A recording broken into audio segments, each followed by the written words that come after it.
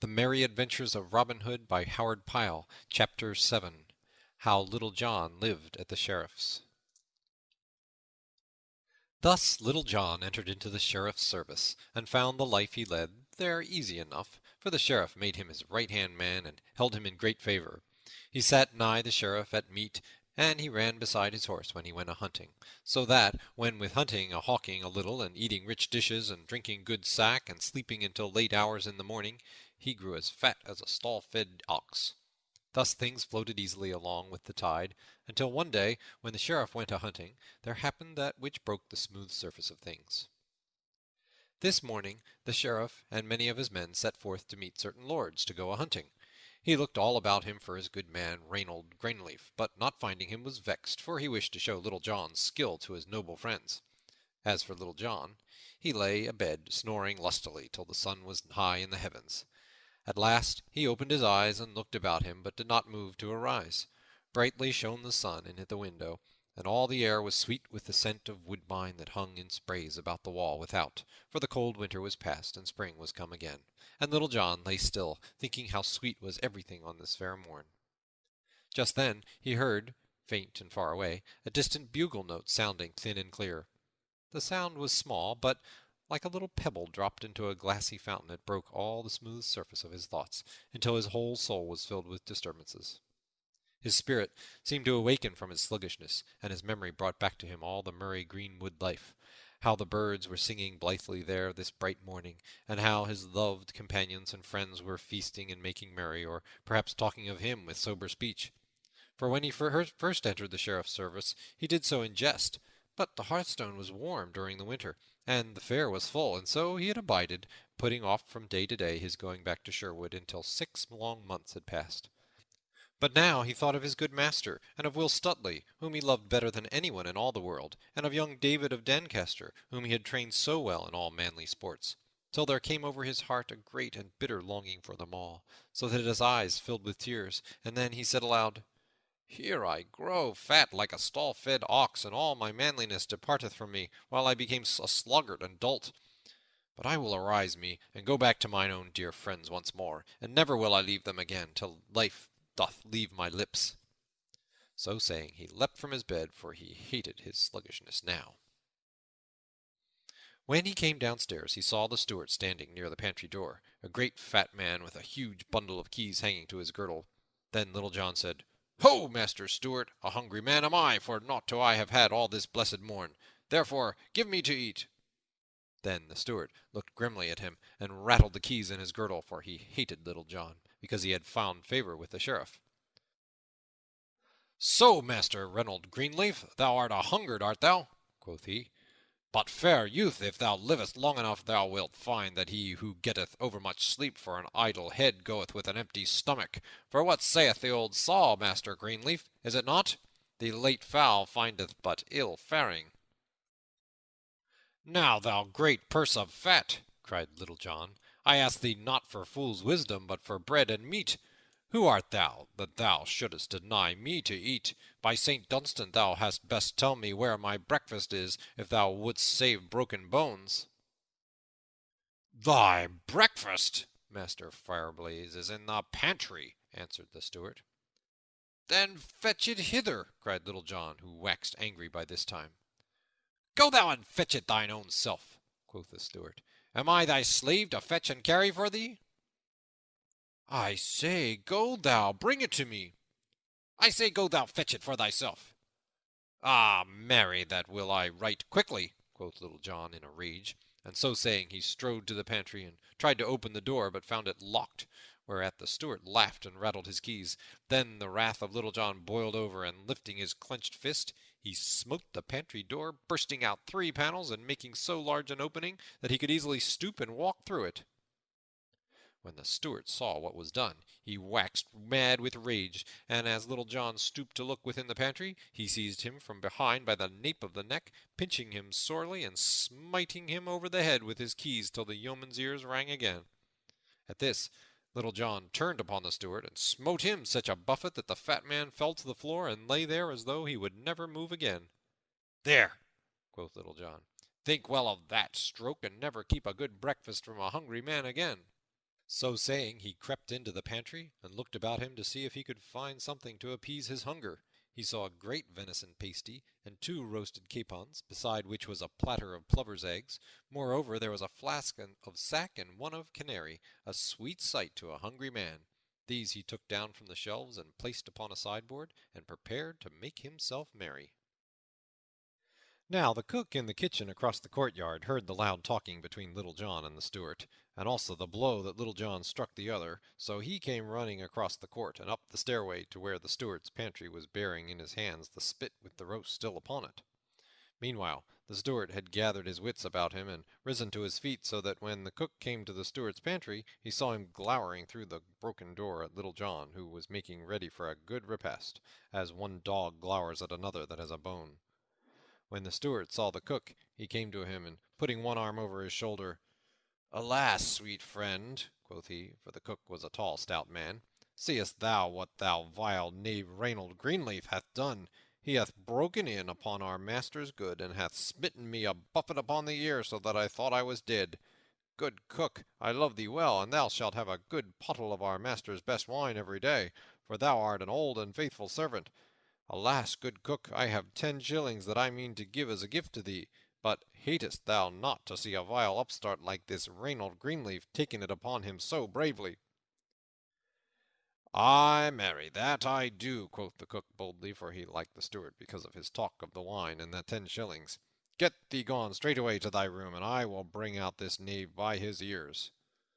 So saying, he laid aside his spit, drew the sword that hung by his side, whereupon the steward left as quickly as he could, for he hated the sight of naked steel.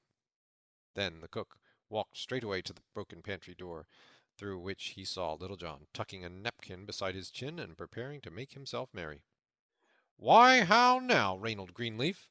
said the cook. "Thou art no better than a thief, I wot. Come thou straight forth, man, and I will carve thee as I would carve a sucking pig." "Nay, good cook, bear thou thyself more seemingly, or else I will come forth to thy dole. At most times I am a yearling lamb, but when one cometh between me and my meat, I am a raging lion, as it were." "Lion or no lion," quoth the valorous cook, "come thou straight forth, else thou art a coward heart as well as a knavish thief." "Ha!" cried Little John, "coward's name have I never had, so look to thyself, good cook, for I come forth straight, the roaring lion I did speak of but now." Then he, too, drew his sword, and came out of the pantry. Then putting themselves into position, they came slowly together with grim and angry looks. But suddenly Little John lowered his point. "Hold, good cook," said he. "Now I bethink me it were ill of us to fight with good victuals standing so nigh, and such a feast as would befit 2 stout fellows such as we are.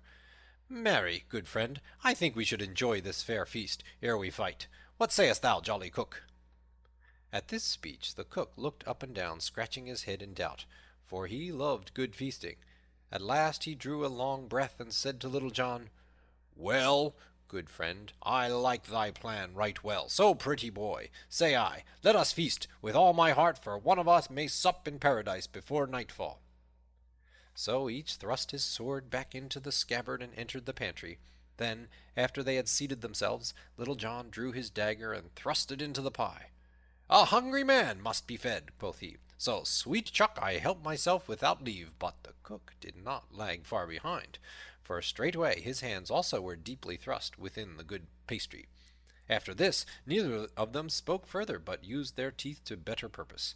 But though neither spoke, they looked at one another, each thinking within himself that he had never seen a more lusty fellow than the one across the board. At last, after a long time had passed, the cook drew a full, deep breath, as though of much regret, and wiped his hands upon the napkin, for he could eat no more. Little John also had enough, for he pushed the pastry aside as though he would say, "I want thee by me no more, good friend." Then he took the pottle of sack, and said he, "Now, good fellow, I swear by all that is bright, that thou art the stoutest companion at eating that I ever had. Lo, I drink thy health." So saying, he clapped the flask to his lips, and cast his eyes aloft, while the good wine flooded his throat. Then he passed the pottle to the cook, who also said, "Lo, I drink thy health, sweet fellow." nor was he behind Little John in drinking any more than in eating. "Now," quoth Little John, "thy voice is right round and sweet, jolly lad. I doubt not thou canst sing a ballad most blithely, canst thou not?" "Ah, truly I have trolled one now and then," quoth the cook, "yet I would not sing alone." "Nay, truly," said Little John, "that were but ill courtesy. Strike up thy ditty, and I will afterwards sing one to match it, if I can." "So be it, pretty boy," quoth the cook. "And hast thou e'er heard the song of the deserted shepherdess?" "Truly I know not," answered Little John, "but sing thou, and let me hear." Then the cook took another draught from the pottle, clearing his throat, sang right sweetly. The Song of the Deserted Shepherdess. In Lenten time, when leaves wax green, and pretty birds begin to mate, when lark-cloth sing and thrush I ween, and stock-dove cooeth soon and late, fair Phyllis sat beside a stone, and thus I heard her make her moan. O willow, willow, willow, willow, I'll take me of thy branches fair, and twine a wreath to deck my hair. The thrush hath taken him a she, the robin too, and eke the dove. My robin hath deserted me, and left me for another love. So here by brookside all alone, I sit me down and make my moan. O willow, willow, willow, willow, I'll take me of thy branches fair, and twine a wreath to deck my hair. But ne'er came herring from the sea, but good as he were in the tide. Young Caridon come o'er the lea, and sat him Phyllis down beside. So presently she changed her tone, and 'gan to cease her from her moan. O willow, willow, willow, willow, thou mayst and keep thy garlands fair, and want them not to deck my hair. "Now, by my faith," cried Little John, "that saying is a right good song, and hath truth in it also." "Glad am I thou likest it, sweet lad," said the cook. "Now sing thou one also, for ne'er should a man be merry alone, or sing it list not." "Then I will sing thee a song of a right good knight of Arthur's court, and how he cured his heart's wound without running upon the dart again, as did thy Phyllis, for I wot she did but curve one smart by giving herself another. So list thou while I sing." The good knight and his love. When Arthur king did rule this land, a goodly king was he, and had he of stout knights a band of merry company. Among them all, both great and small, a good stout knight was there, a lusty child and eke a tall, that loved a lady fair. But naught would she to do with he, but turned her face away. So gat he gone to far country, and left that lady gay. There all alone he made his moan, and eke did sob and sigh, and weep till it would move a stone, and he was like to die.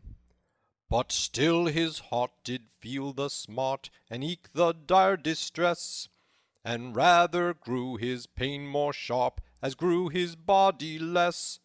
Then gat he back where was good snack and merry company, and soon did cease to cry alack, when blithe and gay was he.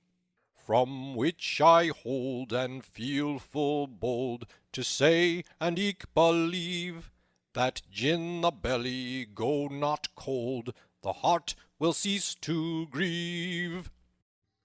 "Now, by my faith," cried the cook as he rattled the pottle against the sideboard, "I like that same song hugely, and eke the motive of it, which lieth like a sweet kernel in a hazelnut." "Now thou art a man of shrewd opinions," quoth Little John, "and I love thee truly as thou wert my brother." "And I love thee too, but the day draweth on, and I have my cooking to do ere on our master cometh home, so let us go and settle this brave fight we have in hand." "Ah, marry," quoth Little John, "and that right speedily. Never have I been more laggard in fighting than in eating and drinking. So come thou straight forth into the passageway, where there is a good room to swing a sword, and I will try to serve thee." Then they both stepped forth into the broad passage that led to the steward's pantry, where each man drew his sword again, and without more ado fell upon the other as though he would hew his fellow limb from limb. Then their swords clashed upon one another with great din, and sparks flew from each other blow in showers. So they fought up and down the hall for an hour and more, neither striking the other a blow, though they strove their best to do so, for both were skillful at the fence. So nothing came at all their labor. Ever and anon they rested, panting. Then, after getting their wind at it, they would go again more fiercely than ever. At last Little John cried aloud, "Hold, good cook!" Whereupon each rested upon his sword, panting. "Now will I make my vow," quoth Little John. "Thou art the very best swordsman that ever mine eyes beheld. Truly I had thought to carve thee ere now." "And I had thought to do the same by thee," quoth the cook, "but I have missed the mark somehow." "Now I have been thinking within myself," quoth Little John, "what we are fighting for, but albeit I do not rightly know." "Why, no more do I," said the cook. "I bear no love for that Percy Stewart, but I thought that we had engaged to fight with one another, and that it must be done." "Now," quoth Little John, "it doth seem to me that instead of striving to cut one another's throats, it were better for us to be boon companions. What sayest thou, jolly cook? Wilt thou go with me to Sherwood Forest and join with Robin Hood's band? Thou shalt live a merry life within the woodlands, and 70 good companions shalt thou have, one of whom is mine own self. Thou shalt have 3 suits of Lincoln green each year, and 40 marks in pay." "Now thou art a man after mine own heart," cried the cook right heartily, "and as thou speakest of it, that is the very service for me. I will go with thee, and that rightly gladly. Give me thy palm, sweet fellow, and I will be thine own companion from henceforth. What may be thy name, lad?" "Men do call me Little John, good fellow." "How? And art thou indeed Little John, and Robin Hood's own right-hand man? Many a time and oft I heard of thee, but never did I hope to set eyes upon thee. And thou art indeed the famous Little John." And the cook seemed lost in amazement, and looked upon his companion with open eyes. "I am Little John, indeed, and I will bring to Robin Hood this day a right stout fellow to join his merry band. But ere we go, good friend, it seemeth to me that to be a vast pity that as we have had so much of the Sheriff's food, we should not also carry off some of his silver plate to Robin Hood as a present from his worship." "And merry it is," said the cook. And so they began hunting about, and took as much silver as they could lay hands upon, clapping it into a bag, and when they had filled the sack they set forth to Sherwood Forest.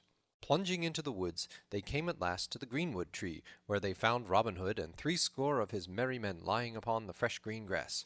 When Robin and his men saw who it was that came, they leapt to their feet. "Now welcome," cried Robin Hood. "Now welcome, Little John, for long hath it been since we have heard from thee. We all knew that thou hast joined the Sheriff's service, and how hast thou fared all these long days?" "Right merrily have I lived at the Lord Sheriff's," answered Little John, "and I have come straight thence. See, good master, I have brought thee his cook, and even his silver plate." Thereupon he told Robin Hood and his merry men that were there all that had befallen him since he had left them to go to the fair at Nottingham town. Then all shouted with laughter, except Robin Hood, but he looked grave. "Nay, Little John," said he, "thou art a brave blade and a trusty fellow. I am glad thou hast brought thyself back to us, and with such good companion as the cook, whom we all welcome to Sherwood. But I like not so well that thou hast stolen the Sheriff's plate like some paltry thief. The Sheriff hath been punished by us, and hath lost 300 pounds, even as he sought to despoil another. But he hath done naught that we should steal his household plate from him." Though Little John was vexed with this, he strove to pass it off with a jest. "Nay, good master," quoth he, "if thou thinkest the Sheriff gave us not the plate, I will fetch him that he may tell us with his own lips he giveth it all to us." So saying, he leapt to his feet and was gone before Robin could call him back. Little John ran for full 5 miles till he came to where the Sheriff of Nottingham and a gay company were hunting near the forest. When Little John came to the Sheriff, he doffed his cap and bent his knee. "God save thee, good master," quoth he. "Why, Reynold Greenleaf," cried the Sheriff, "whence comest thou, and where hast thou been?" "I have been in the forest," answered Little John, speaking amazedly, "and there I saw a sight such as ne'er before man's eyes behold. Yonder I saw a young hart all in green from top to toe, and about him was a herd of 70 deer, and they too were all of green from head to toe. Yet I dared not shoot, good master, for fear lest they should slay me." "Why, how now, Reynold Greenleaf?" cried the Sheriff. "Art thou dreaming, or art thou mad, that thou dost bring me such a tale?" "Nay, I am not dreaming, nor am I mad," said Little John. "And if thou wilt come with me, I will show thee this fair sight, for I have seen it with mine own eyes. But thou must come alone, good master, lest the others frighten them and they get away." So the party all rode forward, and Little John led them downward into the forest. "Now, good master," quoth he at last, "we are nigh where I saw this herd." Then the Sheriff descended from his horse and bade them wait for him until he should return, and Little John led him forward through a closed copse until suddenly they came to a great open glade, at the end of which Robin Hood sat beneath the shade of the great oak tree, with his merry men all about him. "See, good master Sheriff," quoth Little John, "yonder is the hart of which I spake to thee." At this the Sheriff turned to Little John and said bitterly, "Long ago I thought I remembered thy face, but now I know thee. Woe betide thee, Little John, for thou hast betrayed me to this day." In the meantime Robin Hood had come to them. "Now welcome, Master Sheriff," said he. "Hast thou come today to take another feast with me?" "Nay, heaven forbid," said the Sheriff in tones of deep earnest. "I care for no feast, and have no hunger today." "Nevertheless," quoth Robin, "if thou hast no hunger, maybe thou hast thirst, and well I know thou wilt take a cup of sack with me. But I am grieved that thou wilt not feast with me, for thou couldst have victuals to be liking, for there stands thy cook." Then they led the Sheriff willy-nilly to the seat he knew so well beneath the greenwood tree.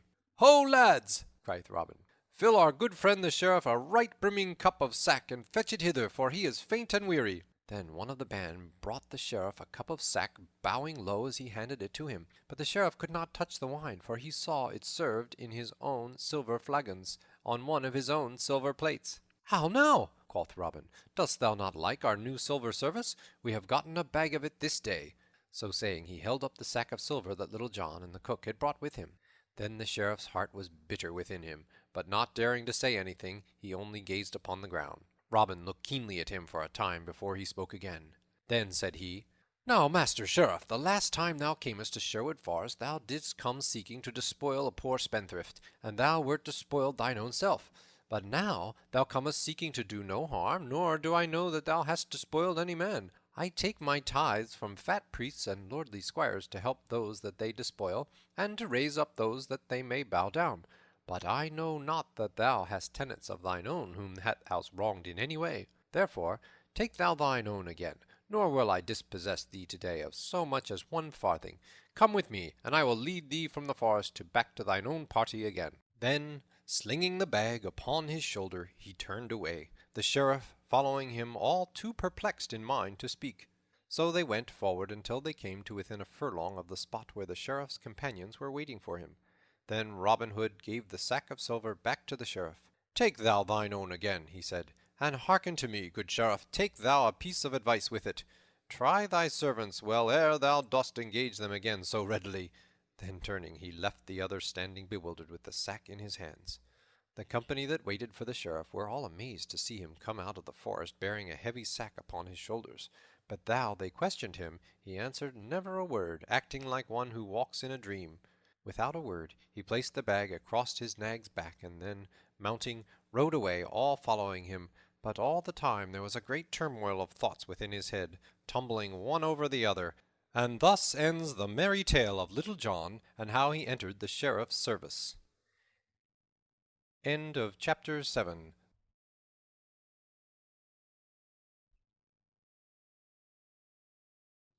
The Merry Adventures of Robin Hood by Howard Pyle. Chapter 8. Little John and the Tanner of Blythe. One fine day, not long after Little John had left abiding with the Sheriff, and had come back with his worship's cook to the merry greenwood, as has just been told, Robin Hood and a few chosen fellows of his band lay upon the soft sward beneath the greenwood tree where they dwelled. The day was warm and sultry, so that while most of the band were scattered through the forest upon this mission and upon that, these few stout fellows lay lazily beneath the shade of the tree in the soft afternoon, passing jests among themselves and telling merry stories with laughter and mirth. All the air was laden with the bitter fragrance of May, and all the bosky shades of the woodlands beyond rang with the sweet song of birds. The throstle cock, the cuckoo, and the wood pigeon, and with the song of birds mingled the cool sound of the gurgling brook that leapt up upon the forest shades, and ran fretting amid its rough grey stones across the sunlit open glade before the trysting tree. And a fair sight was that half-score of tall, stout yeomen, all clad in Lincoln green, lying beneath the broad-spreading branches of the great oak tree, amid the quivering leaves of which the sunlight shivered and fell in dancing patches upon the grass. Suddenly Robin Hood smote his knee. "By Saint Dunstan," quoth he, "I had nigh forgot that quarter-day cometh on apace, and yet no cloth of Lincoln green in all our store. It must be looked to, and that in quick season. Come, busk thee, Little John, stir those lazy bones of thine, for thou must get thee straightway to our good gossip the draper of Hugh Longshackon of Ancaster. Bid him send us straightway 20 yards of fair cloth of Lincoln green, and mayhap the journey may take some of the fat from off thy bones that thou hast gotten from lazy living at our dear sheriff's." "Nay," muttered Little John, for he had heard so much upon this score that he was sore upon the point. "Nay, truly, mayhap I may have more flesh upon my joints than I once had, yet, flesh or no flesh, I doubt not that I could still hold my place footing upon a narrow bridge against a yeoman in Sherwood, or Nottinghamshire, for that matter, even though he had no more fat upon his bones than thou hast, good master." At this reply a great shout of laughter went up, and all looked at Robin Hood, for each man knew that Little John spoke of a certain fight that happened between their master and himself, through which they first became acquainted. "Nay," quoth Robin Hood, laughing louder than all, "Heaven forbid that I should doubt thee, for I care for no taste of thy staff myself, Little John. I must needs own that there are those of my band can handle a 7-foot staff more deftly than I, yet no man in all Nottinghamshire can draw a grey goose shaft with my fingers. Nevertheless, a journey to Ancaster may not be ill for thee, so go thou as I bid, and thou hadst best be this very evening, for since thou hast abided at the sheriff's, many know thy face, and if thou goest in broad daylight, thou mayest get thyself into a coil with some of his worship's men-at-arms. Bide thou here till I bring thee money to pay our good Hugh. I warrant he hath no better customers in all Nottinghamshire than we." So saying, Robin left them and entered the forest. Not far from the trysting tree was a great rock, in which a chamber had been hewn, the entrance being barred by a massive oaken door 2 palms' breadth in thickness, studded about with spikes and fastened with a great padlock. This was the treasure house of the band, and thither Robin Hood went, and unlocking the door, entered the chamber, from which he brought forth a bag of gold, which he gave to Little John, to pay Hugh Longshanks withal for the cloth of Lincoln green. Then up got Little John, and taking the bag of gold, which he thrust into his bosom, he strapped a girdle upon his loins, took a stout pike-staff full 7 feet long in his hand, and set forth upon his journey. So he strode whistling along the leafy forest path that led to Fosse Way, turning neither to the right hand nor the left, until at last he came to where the path branched, leading on the one hand toward Fosse Way, and on the other, as well Little John knew, to the Merry Blue Boar Inn. Here Little John suddenly ceased whistling and stopped in the middle of the path. First he looked up, and then he looked down, and then, tilting his cap over one eye, he slowly scratched the back part of his head. For thus it was. At the sight of these 2 roads, 2 voices began to alarm within him, the one crying, "There lies the road to the Blue Boar Inn, a can of brown October, and a merry night with sweet companions such as thou mayest find there." The other, "There lies the way to Ancaster, and the duty thou art sent upon." Now, the first of these 2 voices was far the louder, for Little John had grown passing fond of good living through abiding at the sheriff's house. So presently, looking up into the blue sky, across which bright clouds were sailing, like silver boats, and swallows skimming in circling flight, quoth he, "I fear it will rain this evening, so I stop at the Blue Boar till it passes by, for I know my good master would not have me wet to the skin." So, without more ado, off he strode down the path that lay the way of his likings. Now, there was no sign of any foul weather, but when one wishes to do a thing as Little John did, one finds no lack of reasons for thy doing. 4 merry wags were at the Blue Boar Inn, a butcher, a beggar, and 2 barefoot friars. Little John heard them singing from afar as he walked through the hush of the mellow twilight that was now falling over hill and dale. Right glad were they to welcome such a merry blade as Little John. Fresh cans of ale were brought, and with jest and song and merry tales the hours slipped away on fleeting wings. None thought of time or tide till the night was so far gone that Little John put by the thought of setting forth upon his journey again that night, and so bided at the Blue Boar Inn until the morrow. Now, it was an ill piece of luck for Little John that he left his duty for his pleasure, and he paid a great score for it, as we are all apt to do in the same case, as you shall see. Up he rose at dawn of the next day, and taking his stout pike-staff in his hand, he set forth upon his journey once more, as though he would make up for lost time. In the good town of Blythe there lived a stout tanner, celebrated far and near for feats of strength and many tough bouts at wrestling and the quarterstaff. For 5 years he had held the mid-country champion belt for wrestling, till the great Adam O'Lincoln cast him in the ring and broke one of his ribs. But at the quarterstaff he had never yet met his match in all the country about. Besides all this, he dearly loved the longbow, and a sly jaunt into the forest when the moon was full and the dun deer in season, so that the king's ranger kept a shrewd eye upon him and his doings. For Arthur a Bland's house was apt to have a plenty of meat in it that was more like venison than the law allowed. Now, Arthur had been to Nottingham town the day before Little John set forth on his errand, there to sell a half-score of tanned cowhides. At the dawn of the same day that Little John left the inn, he started from Nottingham homeward for Blythe. His way led all in the dewy morn, past the verge of Sherwood Forest, where the birds were welcoming the lovely day with a great and merry jubilee. Across the tanner's shoulders was slung a stout quarterstaff, ever near enough to him to be gripped quickly, and on his head was a cap of double cowhide, so tough that it could hardly be cloven even by a broadsword. "Now," quoth Arthur a Bland to himself, when he had come to that part of the road that cut through a corner of the forest, "No doubt at this time of year the dun deer are coming from the forest depths nigher to the open meadowlands. Mayhap I may chance to catch a sight of the dainty brown darlings thus early in the morn." For there was nothing he loved better than to look upon a tripping herd of deer, even when they could not tickle their ribs with a cloth-eared shaft. Accordingly, quitting the path, he went peeping this way and that through the underbrush, spying now here and now there with all the wiles of a master of woodcraft, and of one who had more than once donned a doublet of Lincoln green. Now, as Little John stepped blithely along, thinking of nothing but of such things as the sweetness of the hawthorn buds that bedecked the hedgerows, or gazing upward at the lark, that, springing from the dewy grass, hung aloft on quivering wings in the yellow sunlight, pouring forth its song that fell like falling star from the sky, his luck led him away from the highway, not far from the spot where Arthur a Bland was peeping this way and that through the leaves of the thickets. Hearing a rustling of the branches, Little John stopped and presently caught sight of the brown cowhide cap of the tanner moving among the bushes. "I do much wonder," quoth Little John to himself, "what yon knave is after that he should go thus peeping and peering about. I verily believe that yon scurvy varlet is no better than a thief, and cometh here after our own and the good king's dun deer." For, by much roving in the forest, Little John had come to look upon all the deer in Sherwood as belonging to Robin Hood and his band as much as to the good King Harry. "Nay," quoth he again after a time, "this matter must e'en be looked into." So, quitting the high road, he also entered the thickets, and began spying around after stout Arthur a Bland. So for a long time they both of them went hunting about, Little John after the tanner, and the tanner after the deer. At last, Little John trod upon a stick which snapped under his foot, whereupon, hearing the noise, the tanner turned quickly and caught sight of the yeoman. Seeing that the tanner had spied him out, Little John put a bold face upon the matter.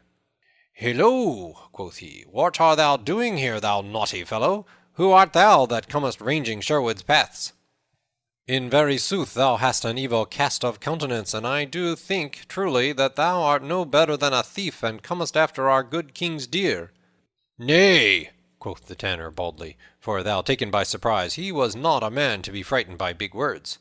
"Thou liest in thy teeth. I am no thief, but an honest craftsman. As for my countenance, it is what it is, and, for the matter of that, thine own is none too pretty, thou saucy fellow." "Ha!"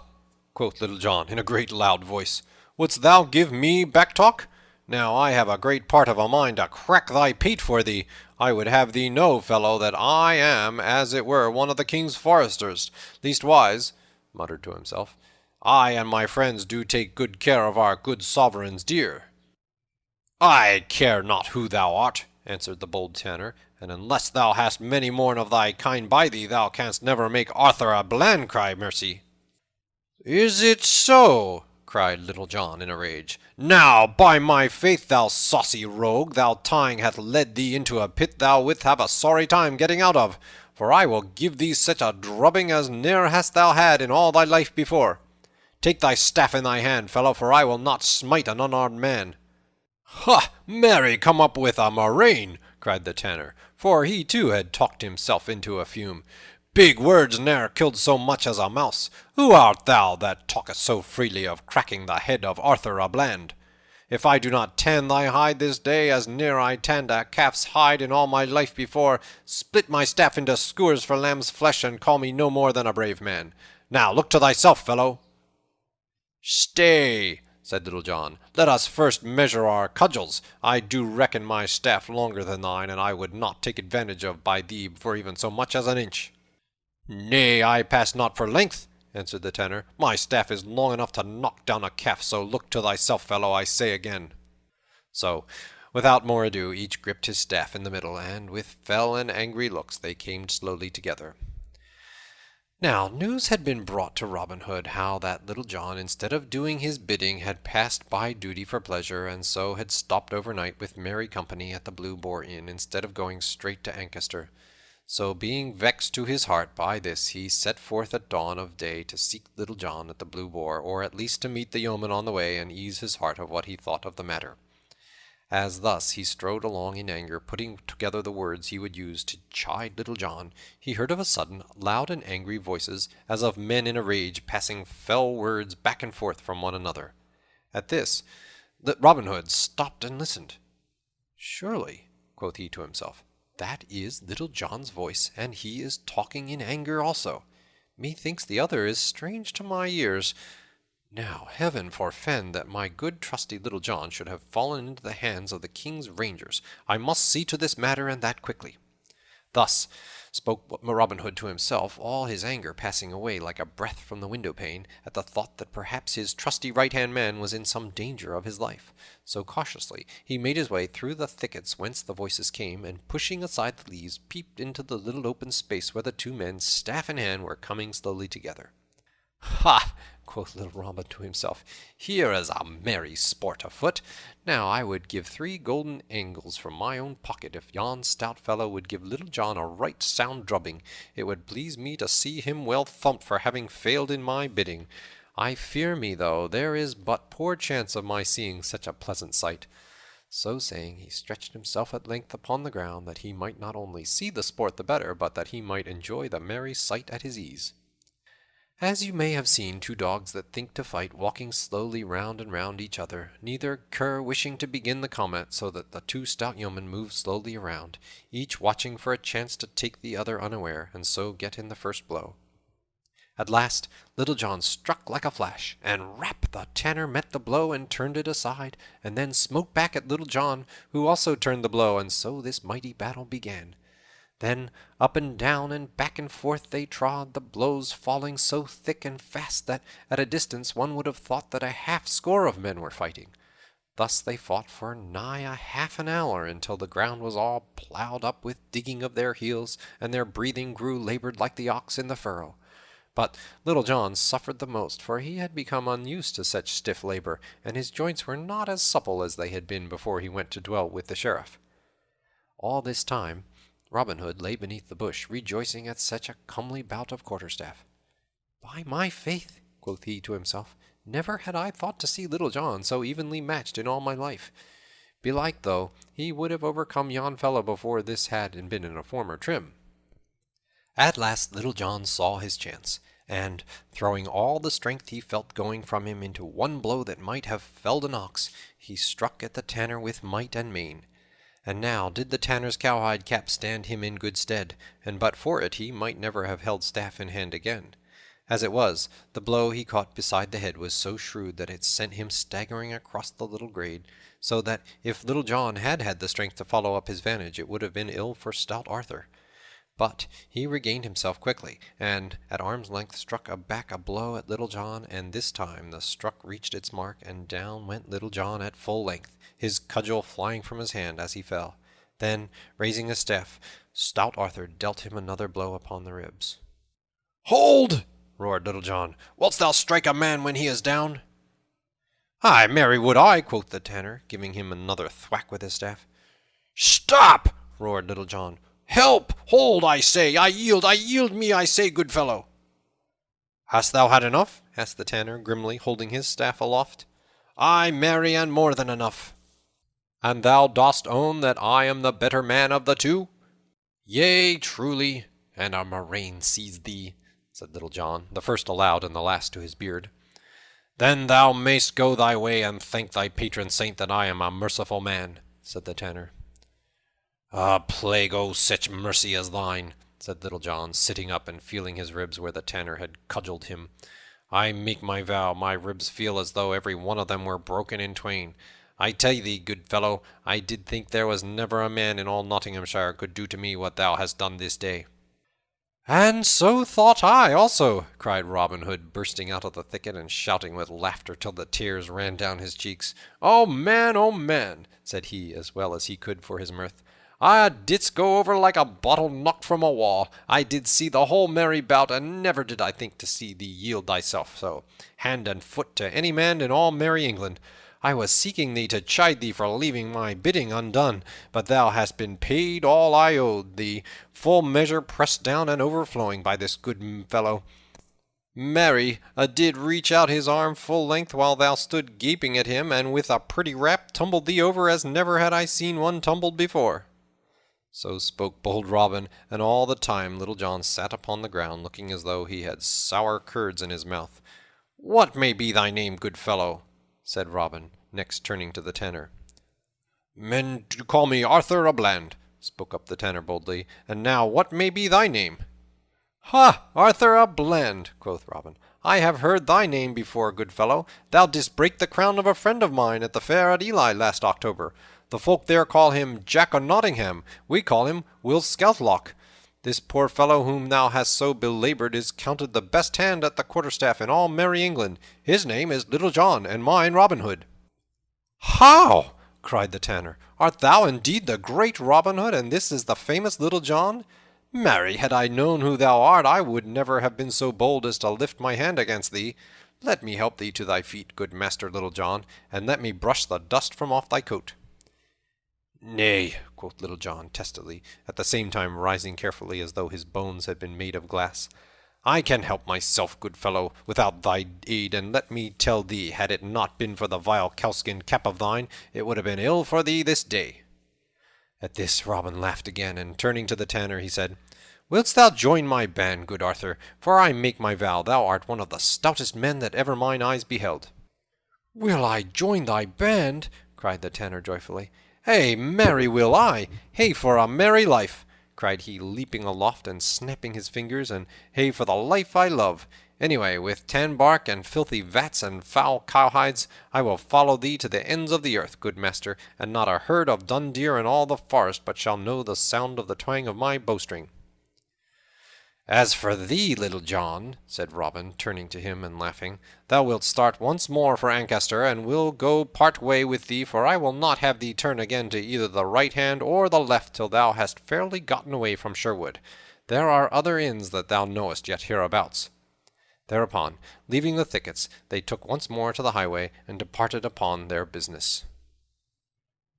End of Chapter 8.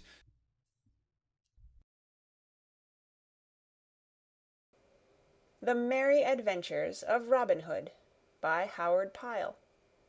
Chapter 9. Robin Hood and Will Scarlet. Thus they travelled along the sunny road, 3 stout fellows, such as you could hardly match anywhere else in all merry England.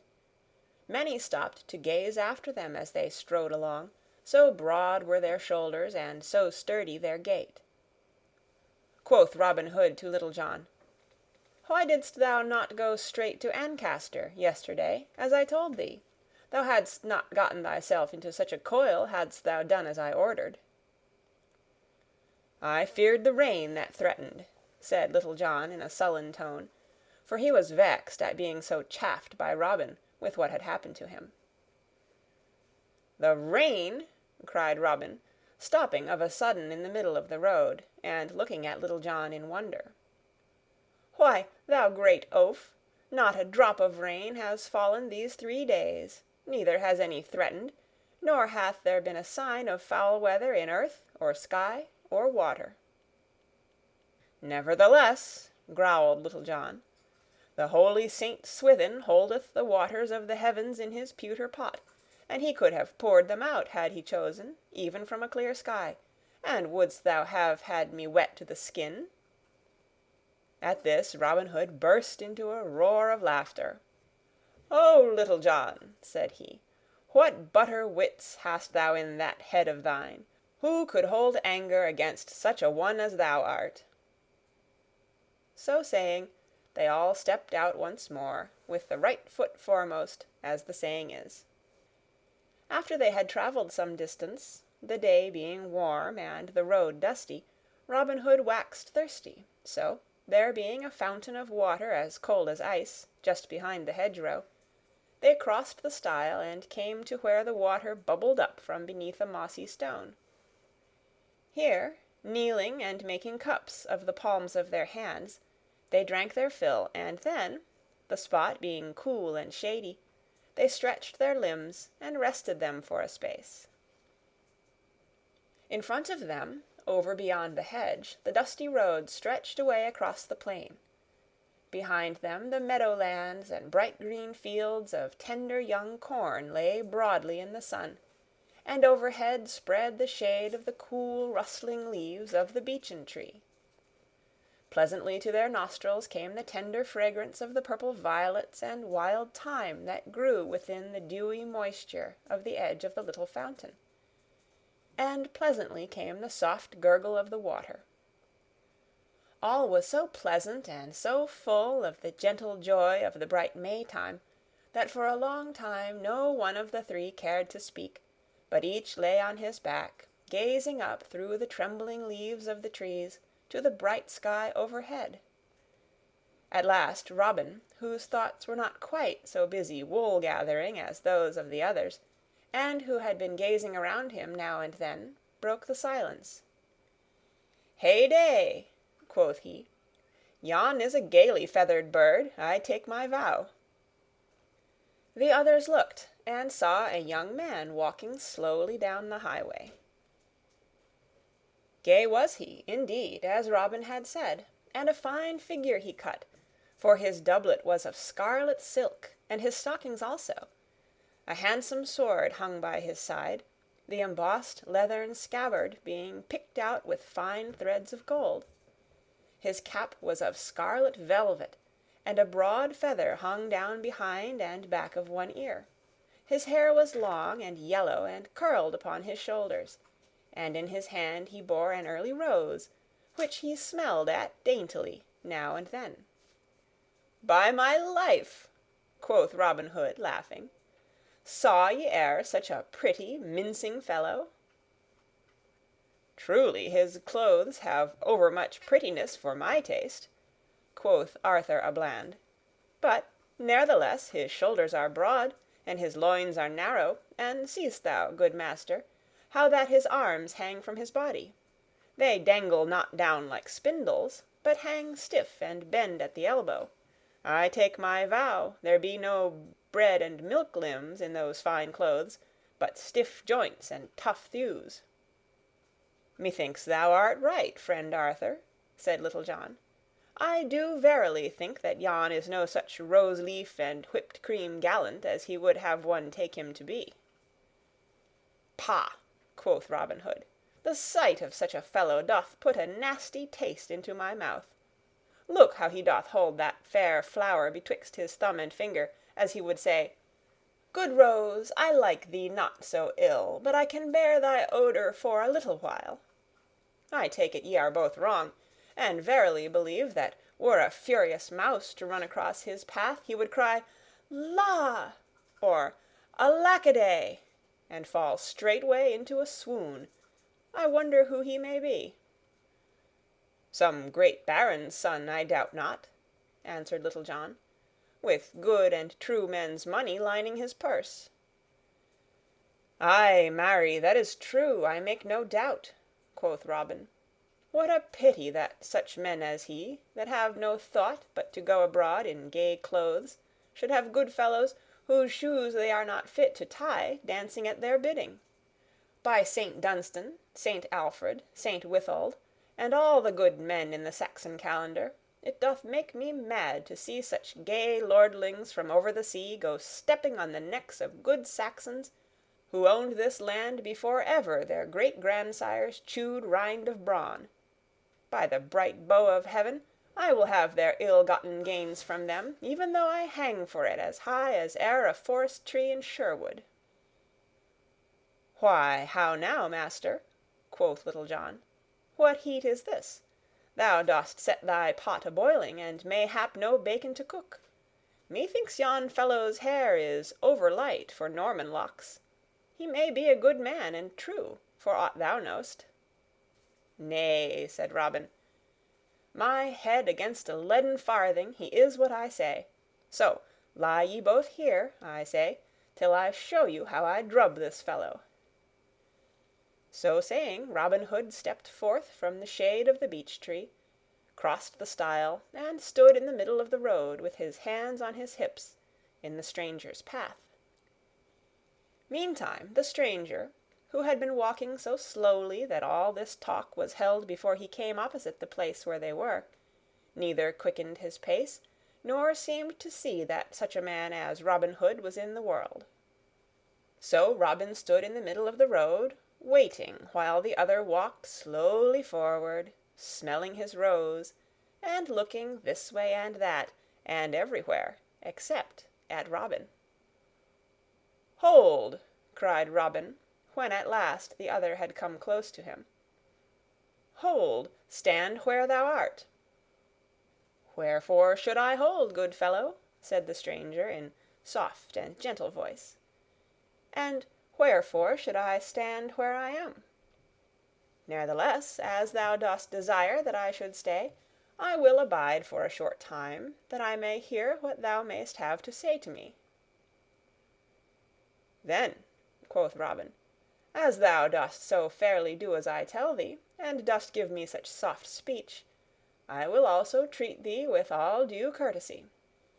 I would have thee know, fair friend, that I am, as it were, a votary at the shrine of Saint Wilfrid, who, thou mayst know, took, willy-nilly, all their gold from the heathen, and melted it up into candlesticks.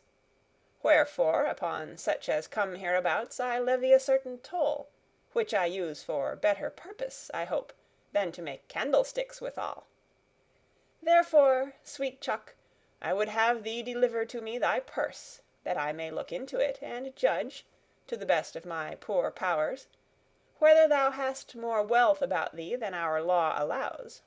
For as our good gaffer Swanthold saith, he who is fat from overliving must needs lose blood." All this time the youth had been sniffing at the rose that he held betwixt his thumb and finger. "Nay," said he, with a gentle smile, when Robin Hood had done, "I do love to hear thee talk, thou pretty fellow, and if haply thou art not yet done, finish, I beseech thee. I have yet some little time to stay." "I have said all," quoth Robin, "and now if thou wilt give me thy purse, I will let thee go thy way without let or hindrance, so soon as I shall see what it may hold. I will take none from thee if thou hast but little." "Alas, it doth grieve me much," said the other, "that I cannot do as thou dost wish. I have nothing to give thee. Let me go my way, I prithee. I have done thee no harm." "Nay, thou goest not," quoth Robin, "till thou hast shown me thy purse." "Good friend," said the other gently, "I have business elsewhere. I have given thee much time, and have heard thee patiently. Prithee, let me depart in peace." "I have spoken to thee, friend," said Robin sternly, "and I now tell thee again, that thou goest not one step forward till thou hast done as I bid thee." So saying, he raised his quarterstaff above his head in a threatening way. "Alas," said the stranger sadly, "it doth grieve me that this thing must be. I fear much that I must slay thee, thou poor fellow." So saying, he drew his sword. "Put by thy weapon," quoth Robin. "I would take no vantage of thee. Thy sword cannot stand against an oaken staff such as mine. I could snap it like a barley straw. Yonder is a good oaken thicket by the roadside. Take thee a cudgel thence, and defend thyself fairly, if thou hast a taste for a sound drubbing." First the stranger measured Robin with his eye, and then he measured the oaken staff. "Thou art right, good fellow," said he presently. "Truly, my sword is no match for that cudgel of thine. Bide thee a while till I get me a staff." So saying, he threw aside the rose that he had been holding all this time, thrust his sword back into the scabbard, and, with a more hasty step than he had yet used, stepped to the roadside where grew the little clump of ground oaks Robin had spoken of. Choosing among them, he presently found a sapling to his liking. He did not cut it, but, rolling up his sleeves a little way, he laid hold of it, placed his heel against the ground, and, with one mighty pull, plucked the young tree up by the roots from out the very earth.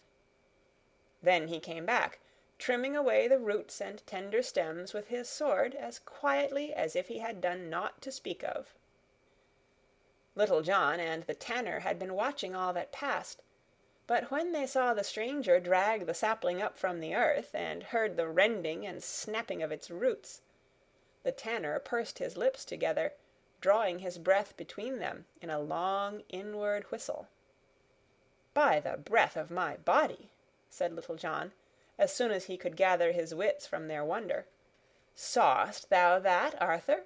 Marry, I think our poor master will stand but an ill chance with yon fellow. By Our Lady, he plucked up yon green tree as it were a barley straw." Whatever Robin Hood thought, he stood his ground, and now he and the stranger in scarlet stood face to face. Well did Robin Hood hold his own that day as a mid-country yeoman. This way and that they fought, and back and forth, Robin's skill against the stranger's strength.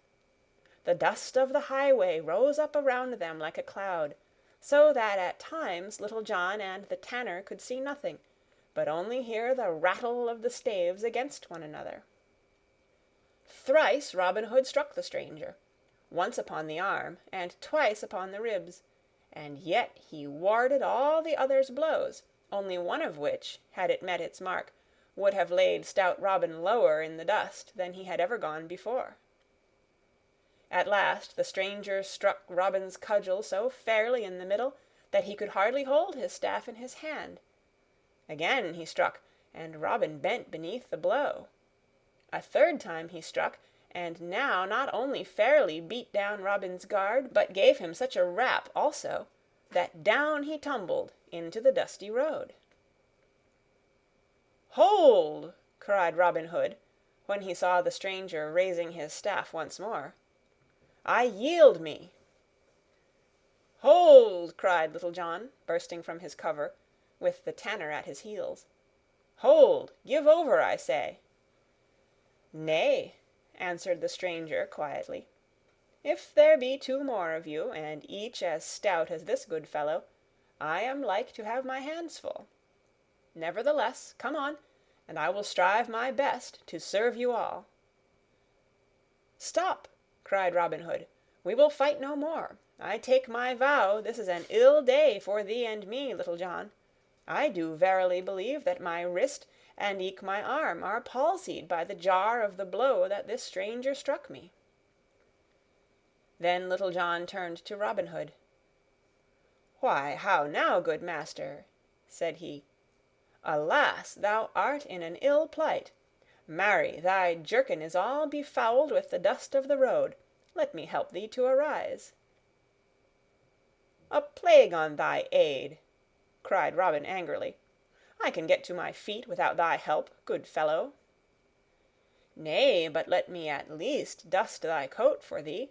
I fear thy poor bones are mightily sore," quoth Little John soberly, but with a sly twinkle in his eyes. "Give over, I say," quoth Robin in a fume. "My coat hath been dusted enough already without aid of thine." Then, turning to the stranger, he said, "What may be thy name, good fellow?" My name is Gamwell, answered the other. Ha! cried Robin, is it even so? I have near kin of that name. Whence camest thou, fair friend? From Maxfield town I come, answered the stranger. There I was born and bred, and thence I come to seek my mother's young brother, whom men call Robin Hood. So, if perchance thou mayst direct me. Ha! Will Gamwell, cried Robin, placing both hands upon the other's shoulders, and holding him off at arm's length. Surely it can be none other. I might have known thee by that pretty maiden air of thine, that dainty, finicking manner of gait. Dost thou not know me, lad? Look upon me well. Now, by the breath of my body, cried the other, I do believe from my heart that thou art mine own Uncle Robin. Nay, certain it is so. And each flung his arms around the other, kissing him upon the cheek.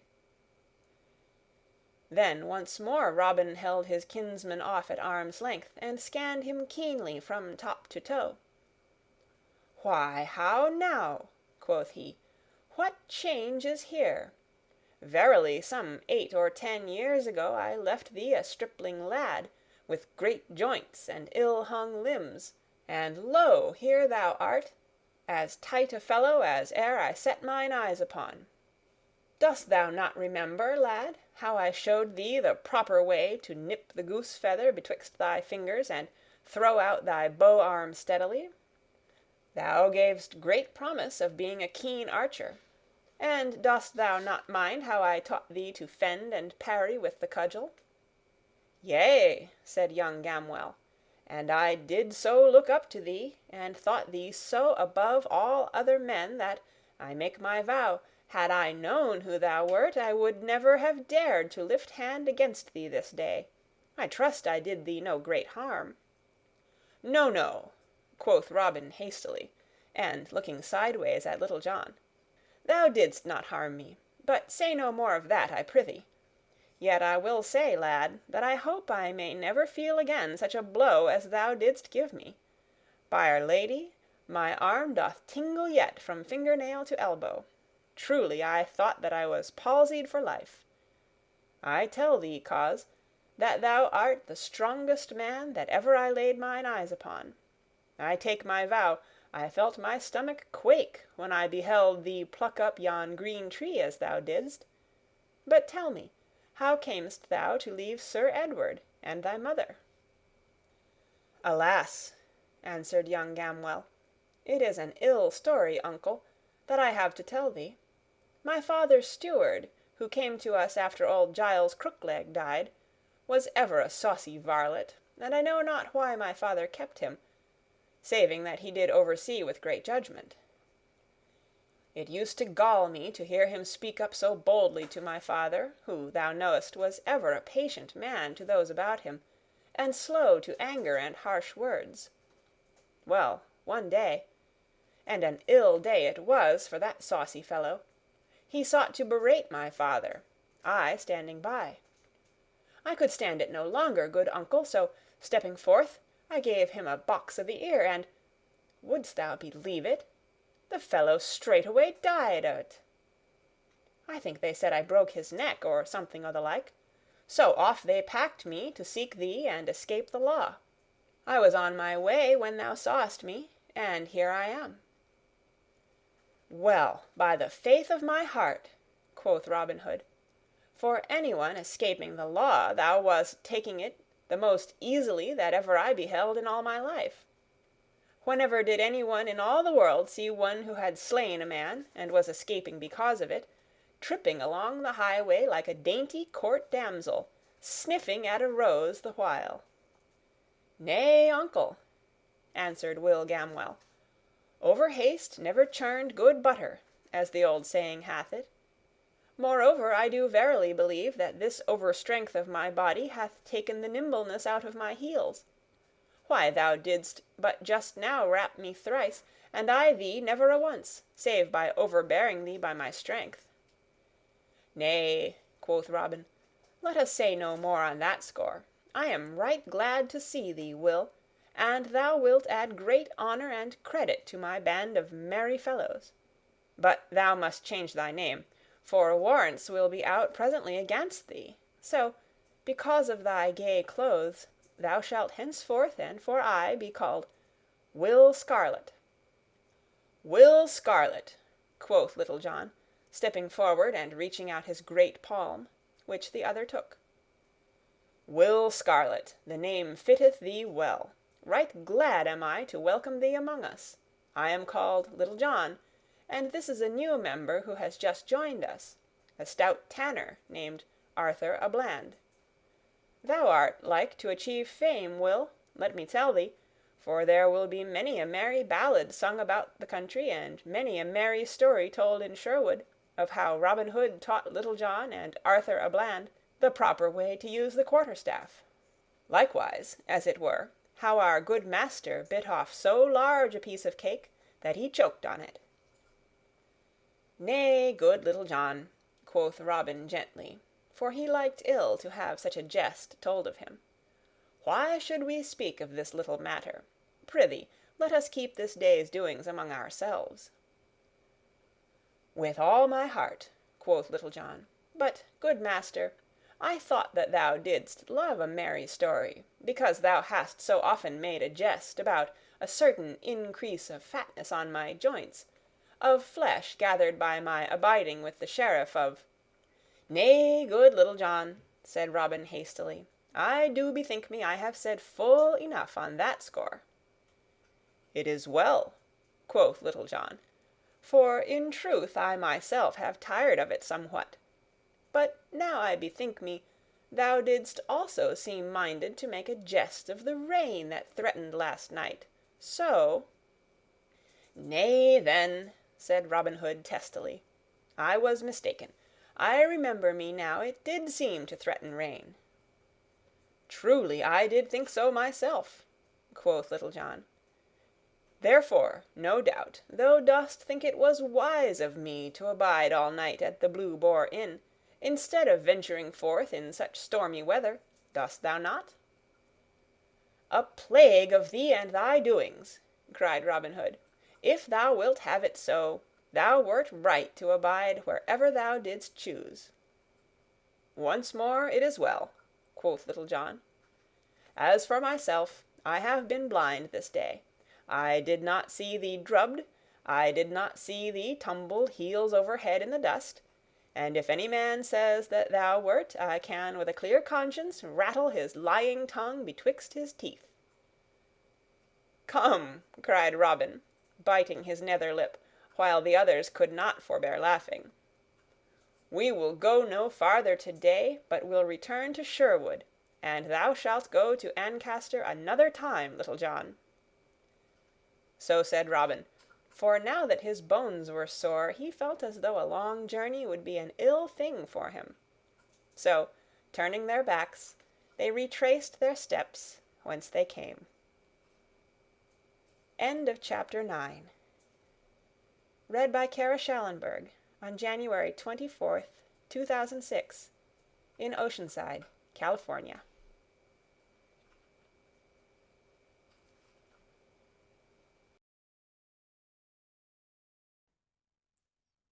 The Merry Adventures of Robin Hood by Howard Pyle. Chapter 10. The Adventure with Midge the Miller's Son. When the four yeomen had traveled for a long time toward Sherwood again, high noontime being past, they began to wax hungry.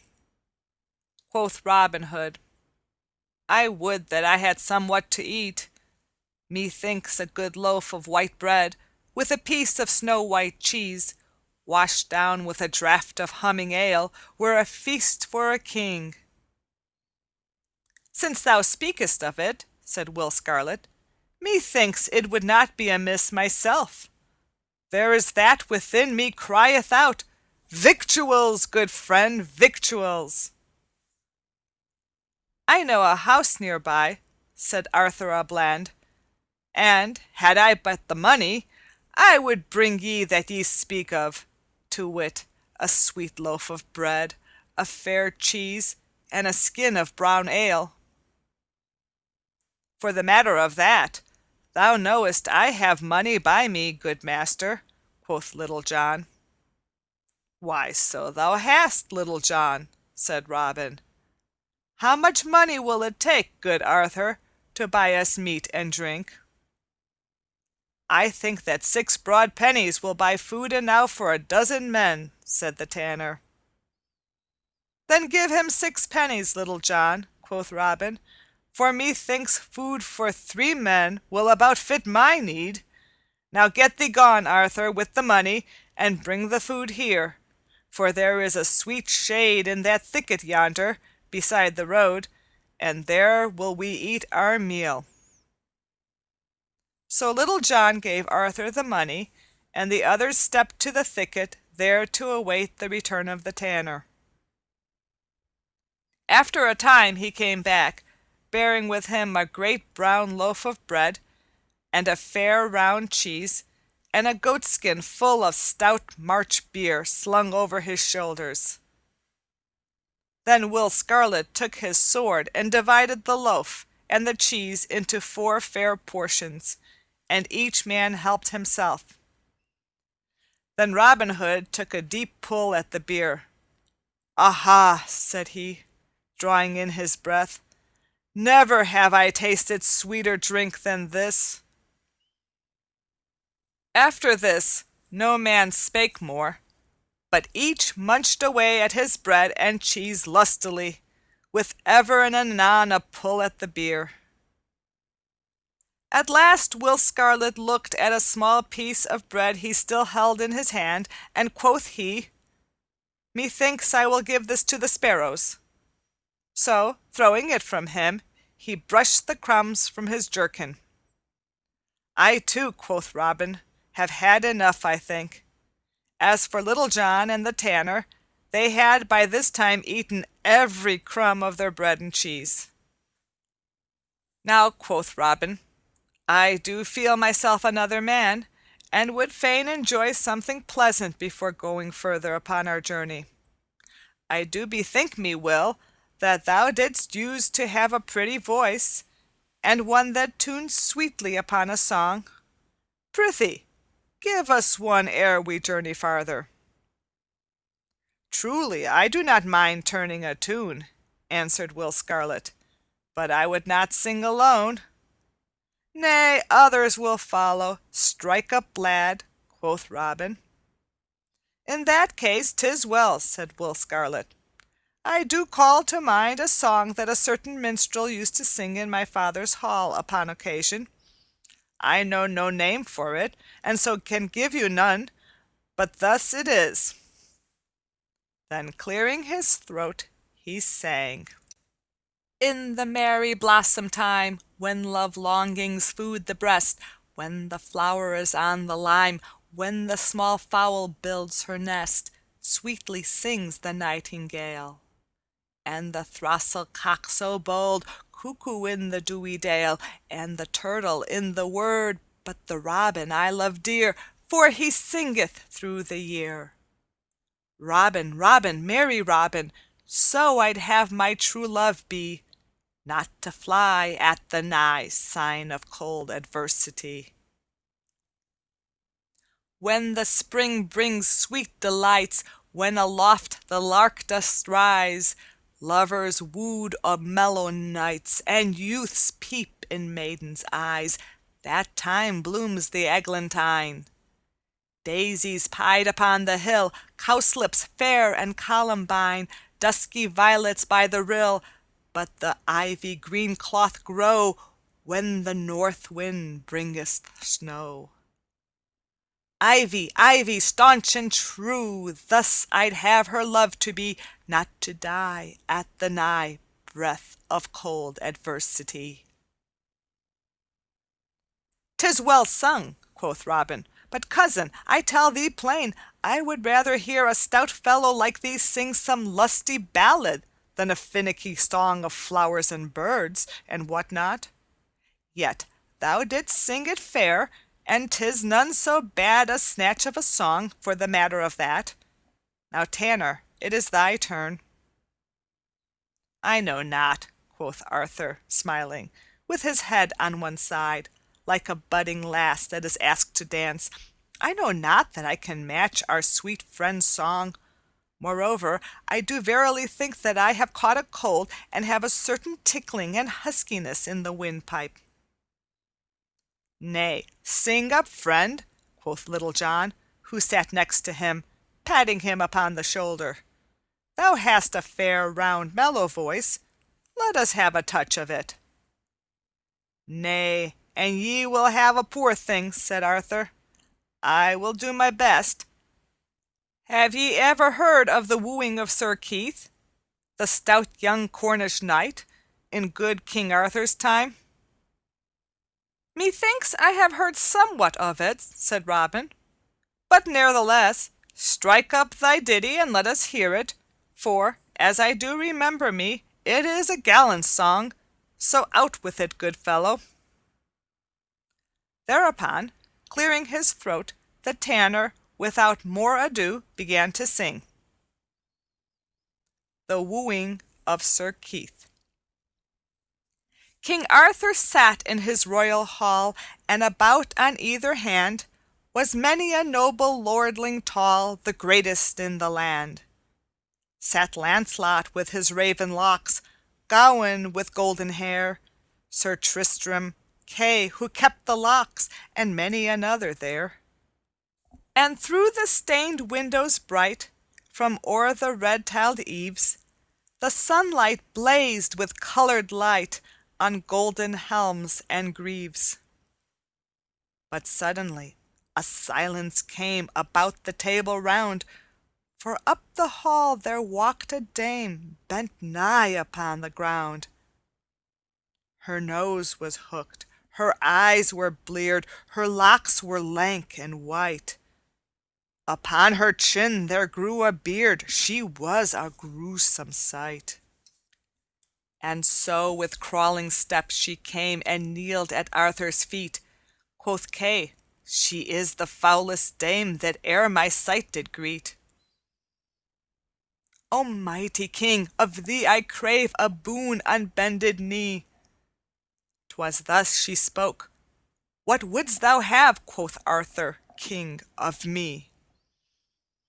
Quoth she, "I have a foul disease, doth gnaw my very heart, and but one thing can bring me ease, or cure my bitter smart.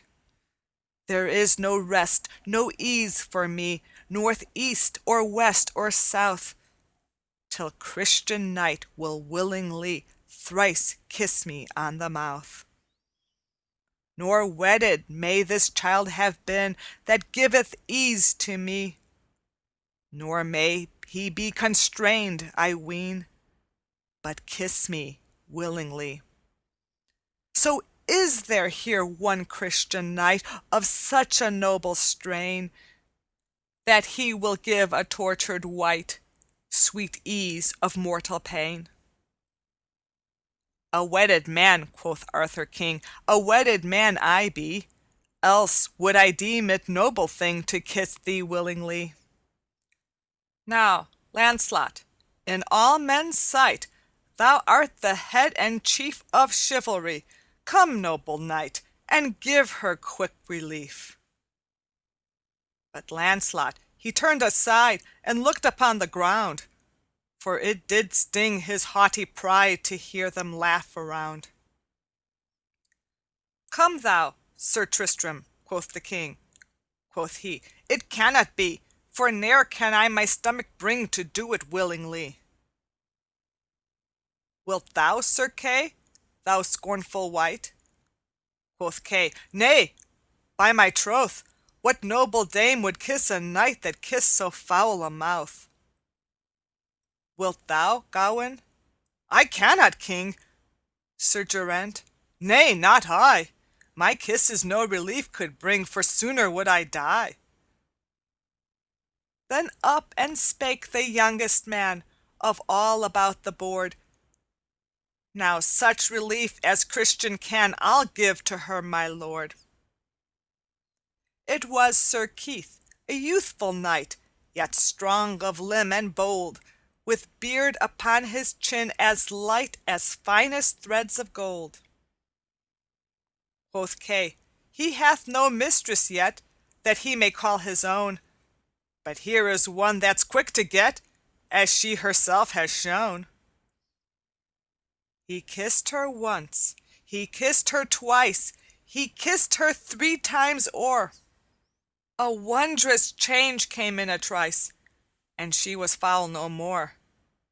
Her cheeks grew red as any rose, her brow as white as lawn, her bosom like the winter snows, her eyes like those of fawn. Her breath grew sweet as summer breeze that blows the meadows o'er. Her voice grew soft as rustling trees, and cracked and harsh no more.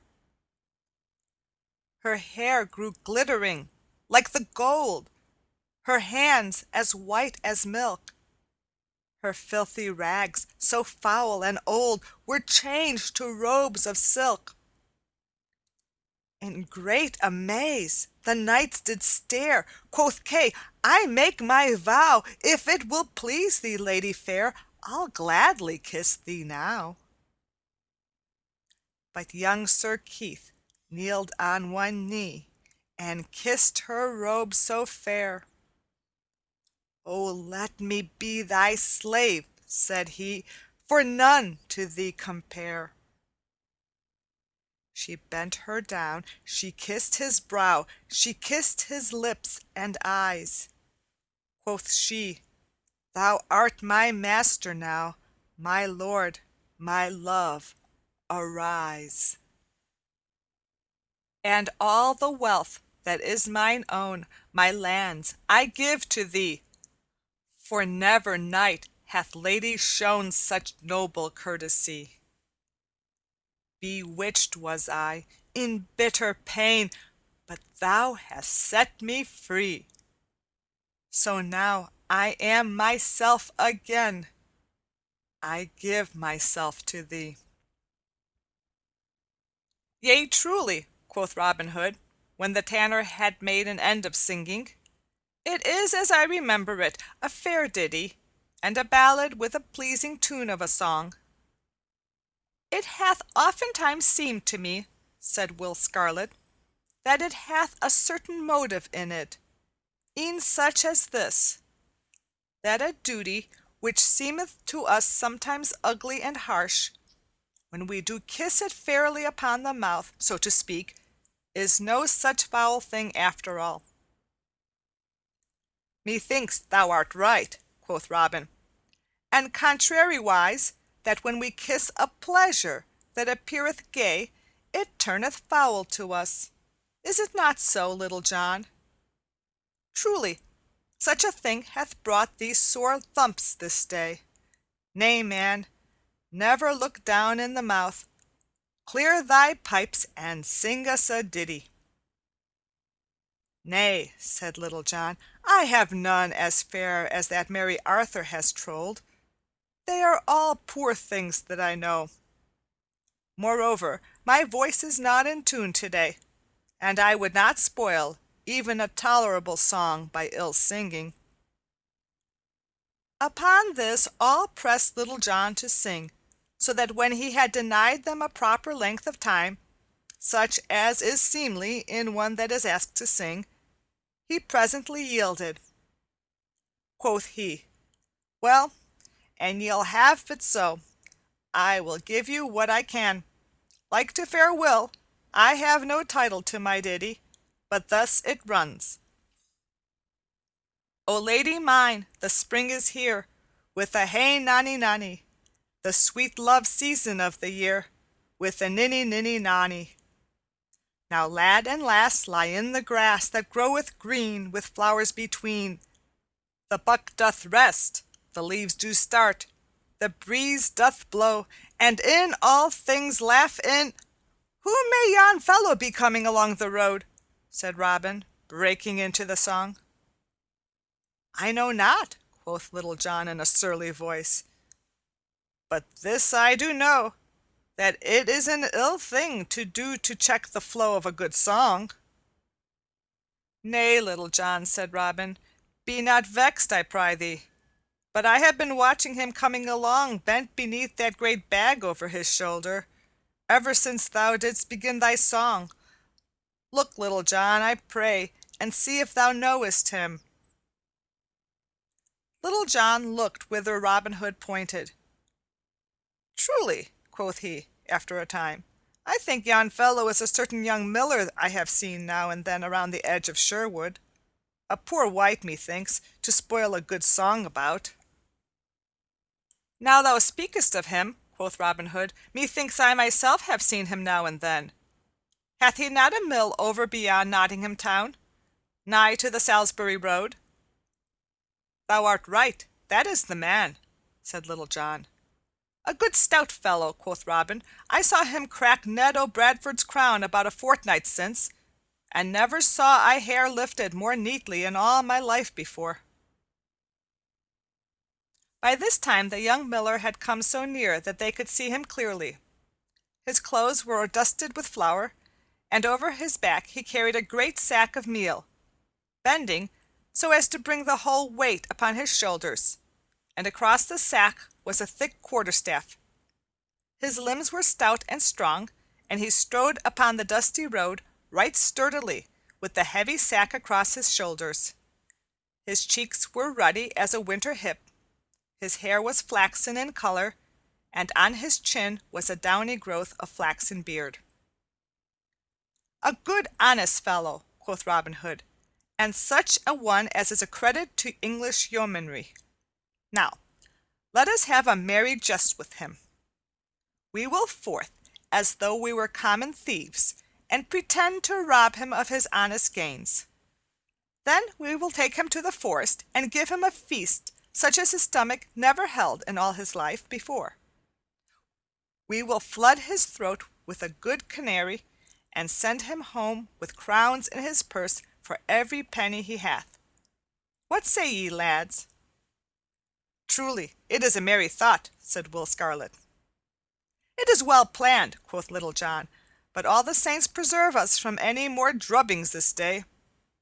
Marry, my poor bones ache so that I—" "Pry thee peace, Little John," quoth Robin. "Thy foolish tongue will get us both well laughed at yet." "My foolish tongue, forsooth," growled Little John to Arthur a Bland. "I would it could keep our master from getting us into another coil this day." But now the miller, plodding along the road, had come opposite to where the yeoman lay hidden, whereupon all four of them ran at him and surrounded him. "Hold, friend," cried Robin to the miller, whereupon he turned slowly with the weight of the bag upon his shoulder, and looked at each in turn, all bewildered, for though a good stout man, his wits did not skip like roasting chestnuts. "Who bids me stay?" said the miller, in a voice deep and gruff, like the growl of a great dog. "Marry, that do I," quoth Robin, "and let me tell thee, friend, thou hadst best mind my bidding." "And who art thou, good friend?" said the miller, throwing the great sack of meal from his shoulder to the ground. "And who are those with thee?" "We be four good Christian men," quoth Robin, "and would fain help thee by carrying part of thy heavy load." "I give you all thanks," said the miller, "but my bag is none that heavy that I cannot carry it even by myself." "Nay, thou dost mistake," quoth Robin. "I meant that thou mightest perhaps have some heavy farthings or pence about thee, not to speak of silver and gold.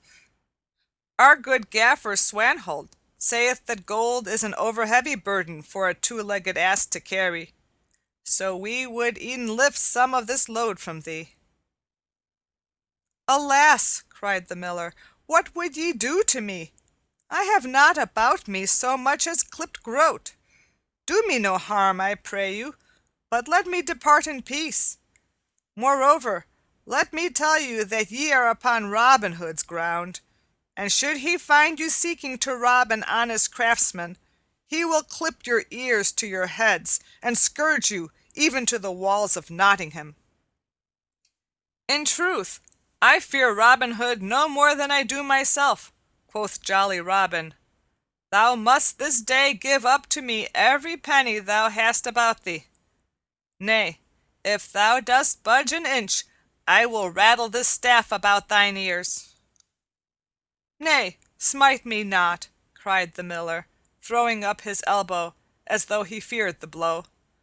"Thou mayest search me if thou wilt, but thou wilt find nothing upon me, pouch, pocket, or skin." "Is it so?" quoth Robin Hood, looking keenly upon him. "Now I believe that what thou tellest is no true tale. If I am not much mistook, thou hast somewhat in the bottom of that fat sack of meal. Good Arthur, empty the bag upon the ground. I warrant thou wilt find a shilling or two in the flour." "Alas!" cried the Miller, falling upon his knees, "spoil not all my good meal. It can better you not, and will ruin me.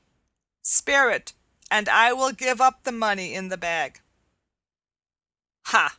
quoth Robin, nudging Will Scarlet. "Is it so? And have I found where thy money lies? Marry, I have a wondrous nose for the blessed image of good King Harry. I thought I smelled gold and silver beneath barley meal. Bring it straight forth, Miller." Then slowly the Miller arose to his feet, and slowly and unwillingly he untied the mouth of the bag, and slowly thrust his hands into the meal and began fumbling about with his arms buried to the elbows in the barley flour. The others gathered round him, their heads together, looking and wondering what he would bring forth. So they stood, all with their heads close together, gazing down into the sack. But while he pretended to be searching for the money, the Miller gathered 2 great handfuls of meal. "Ha!" quoth he, "here they are, the beauties." Then, as the others leaned still more forward to see what he had, he suddenly cast the meal into their faces, filling their eyes and noses and mouths with the flour, blinding and half choking them. Arthur a Bland was worse off than any, for his mouth was open, agape with wonder of what was to come, so that a great cloud of flour flew down his throat, setting him a coughing till he could scarcely stand. Then, while all 4 stumbled about, roaring with the smart of the meal in their eyeballs, and while they rubbed their eyes till the tears made great channels on their faces through the meal, the Miller seized another handful of flour, and another, throwing it in their faces, so that even had they a glimmering of light before, they were now as blind as ever a beggar in Nottinghamshire, while their hair and beards and clothes were as white as snow. Then, catching up his great crabstaff, the Miller began laying about him as though he were clean gone mad. This way and that skipped the 4, like peas on a drumhead, but they could see neither to defend themselves nor to run away. Thwack, thwack went the Miller's cudgel across their backs, and at every blow great white clouds of flour rose in the air from their jackets and went drifting down the breeze. "Stop!" roared Robin at last. "Give over, good friend, I am Robin Hood."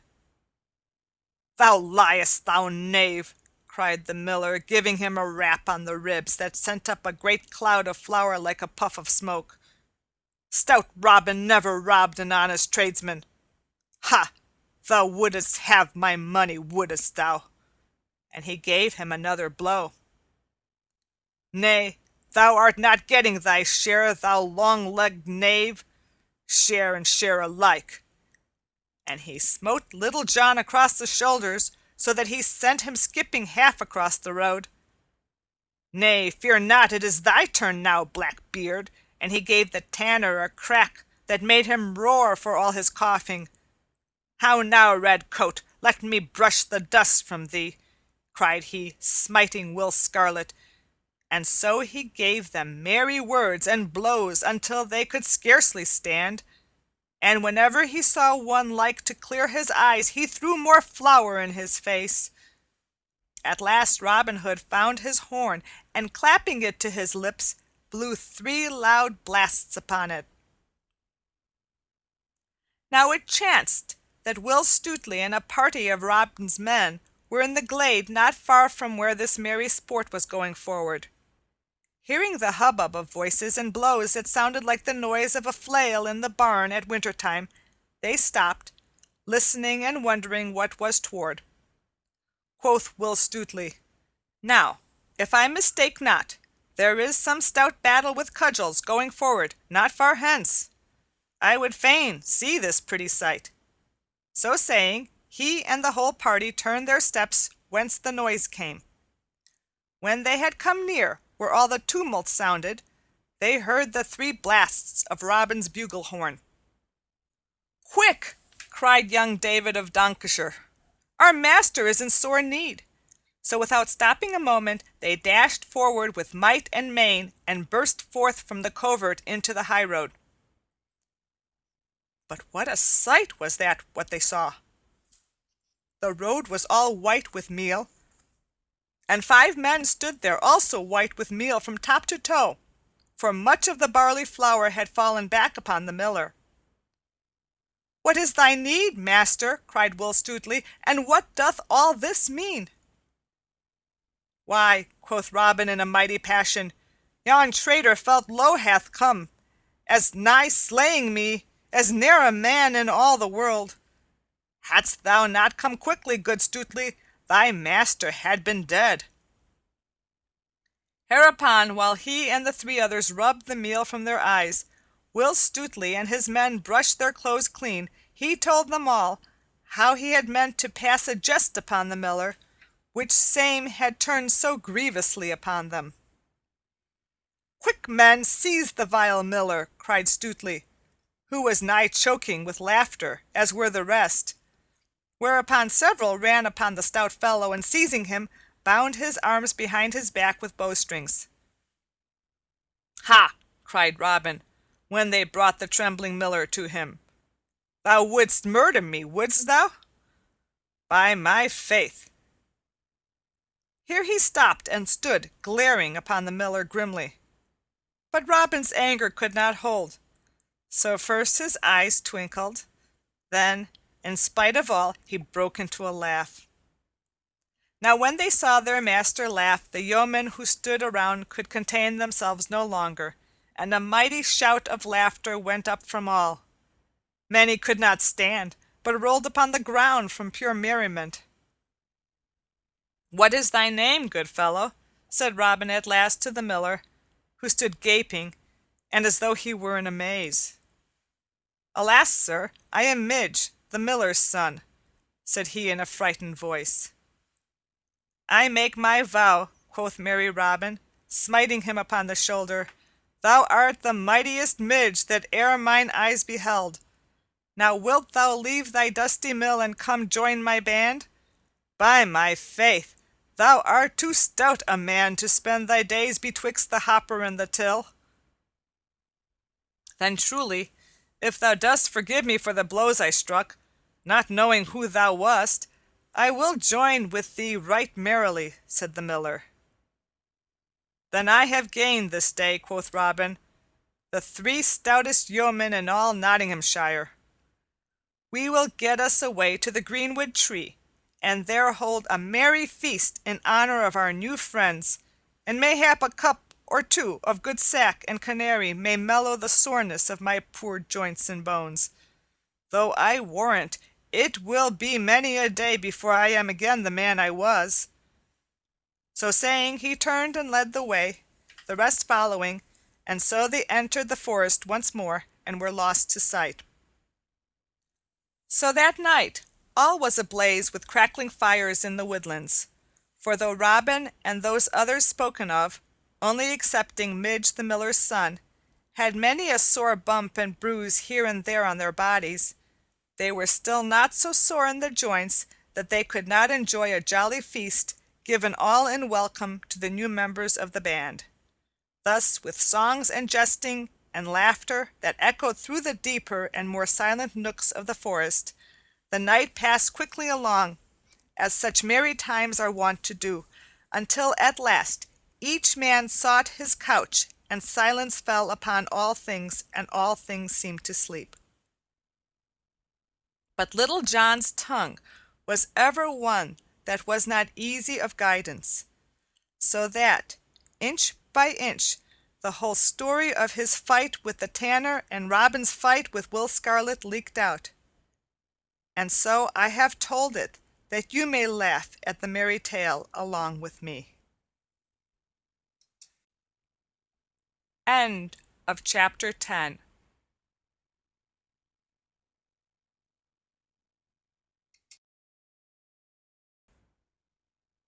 The Merry Adventures of Robin Hood by Howard Pyle. Chapter 11. Robin Hood and Allan a Dale. It has just been told how 3 unlikely adventures fell upon Robin Hood and Little John all in one day, bringing them sore ribs and aching bones. So next we will tell how they made up for those ill happenings by a good action that came about not without some small pain to Robin. 2 days had passed by, and somewhat of the soreness had passed away from Robin Hood's joints. Yet still, when he moved of a sudden and without thinking, pain here and there would, as it were, jog him, crying, "Thou hast had a drubbing, good fellow." The day was bright and jocund, and the morning dew still lay upon the grass. Under the greenwood tree sat Robin Hood. On one side was Will Scarlet, lying at full length upon his back, gazing up into the clear sky, with hands clasped behind his head. Upon the other side sat Little John, fashioning a cudgel out of a stout crab-tree limb. Elsewhere upon the grass sat or lay many others of the band. "By the faith of my heart," quoth merry Robin, "I do bethink me that we have had no one to dine with us for this long time. Our money groweth low in the purse, for no one hath come to pay a reckoning for many a day. Now busk thee, good Stutely, and choose thee 6 men, and get thee gone to Fosse Way or thereabouts, and see that thou bringest some one to eat with us this evening. Meanwhile we will prepare a grand feast to do whatsoever may come the greater honor. And stay, good Stutely, I would have thee take Will Scarlet with thee, for it is meet that he should become acquaint with the ways of the forest."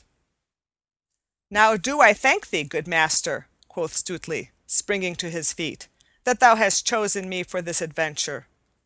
Truly, my limbs do grow slack through abiding idly here. As for 2 of my 6, I will choose Midge the miller and Arthur a Bland, for, as well thou knowest, good master, they are stout fists at the quarterstaff.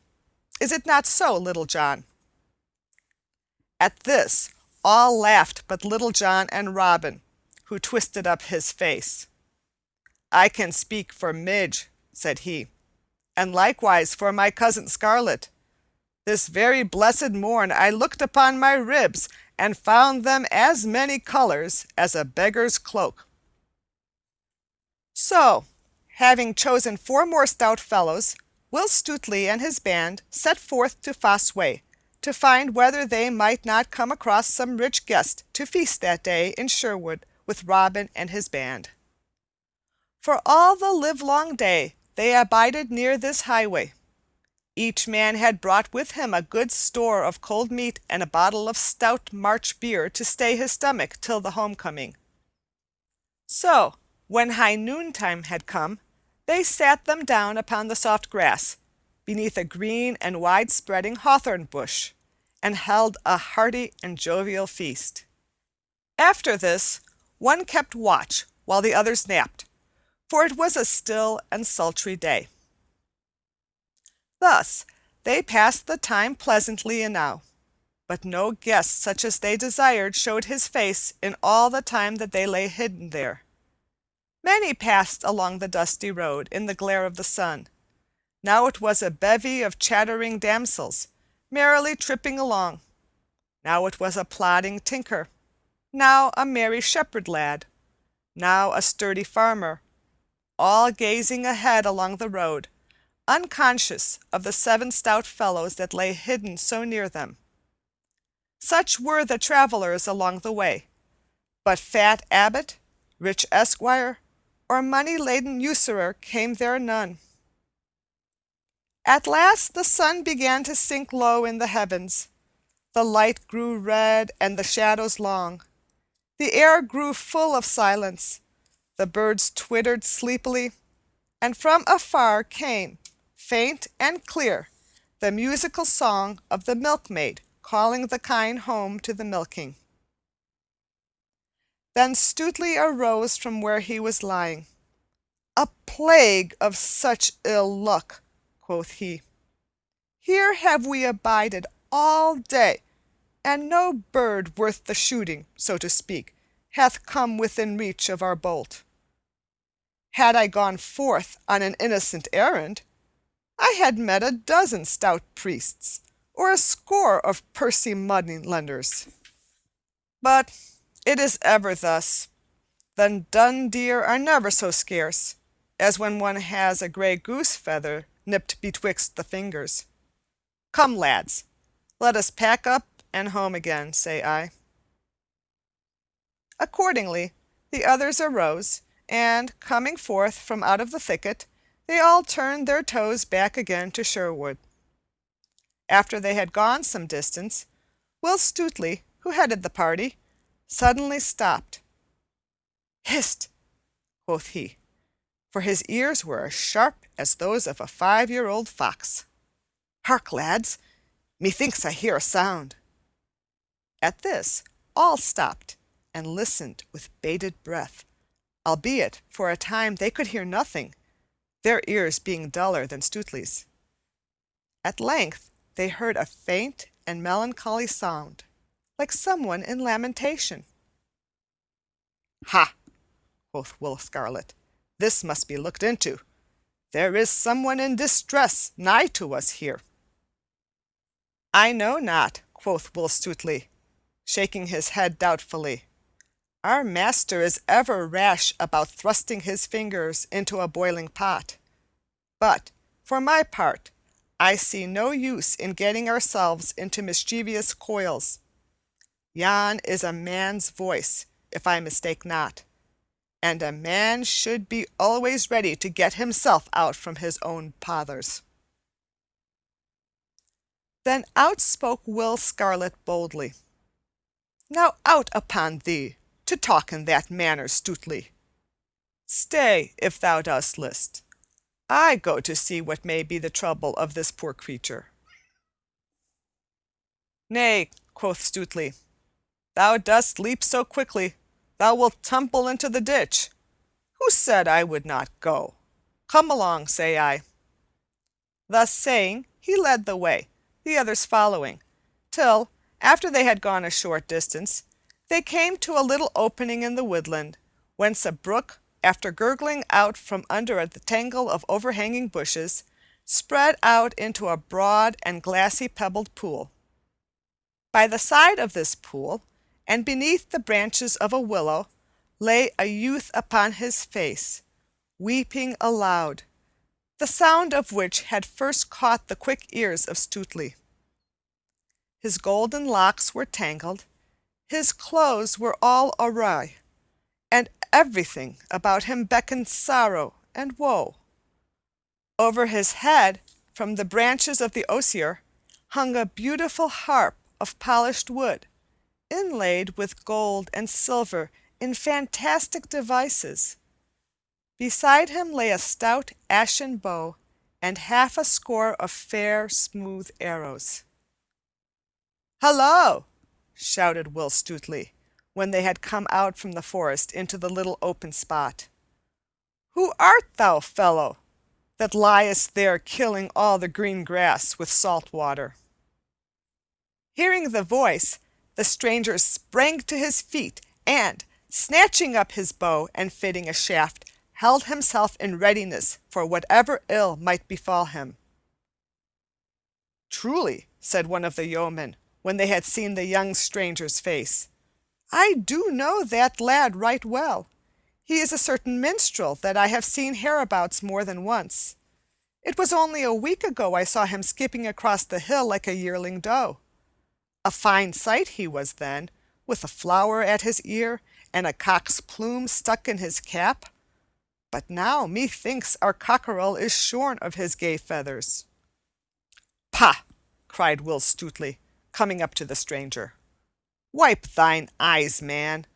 I do hate to see a tall, stout fellow so sniveling like a girl of 14 over a dead tomtit. Put down thy bow, man. We mean thee no harm."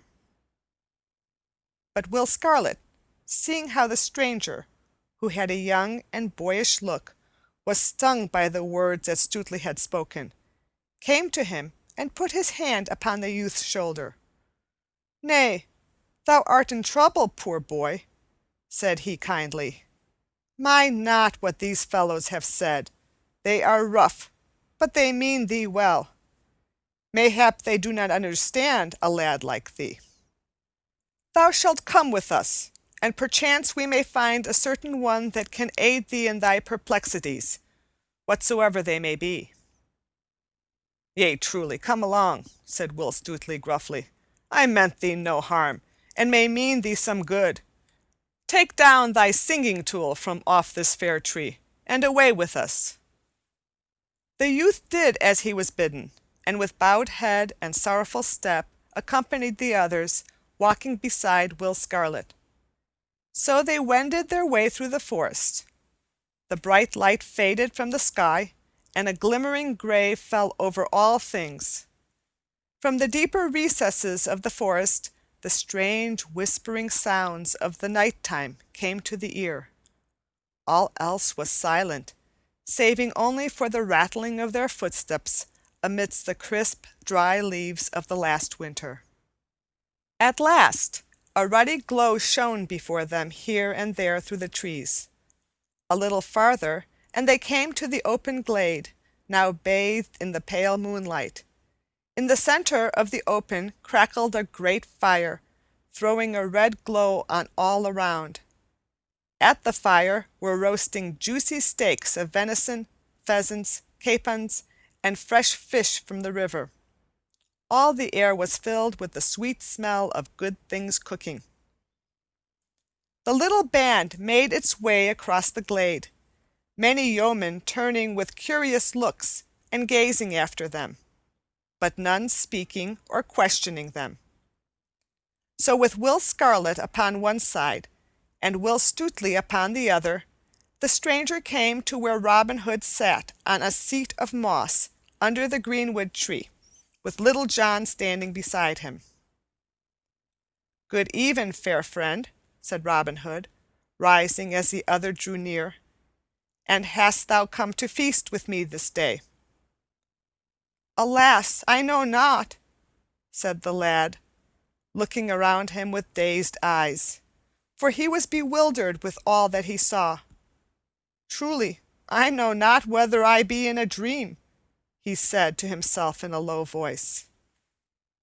"Nay, marry," quoth Robin, laughing, "thou art awake, as thou wilt presently find, for a fine feast is a cooking for thee.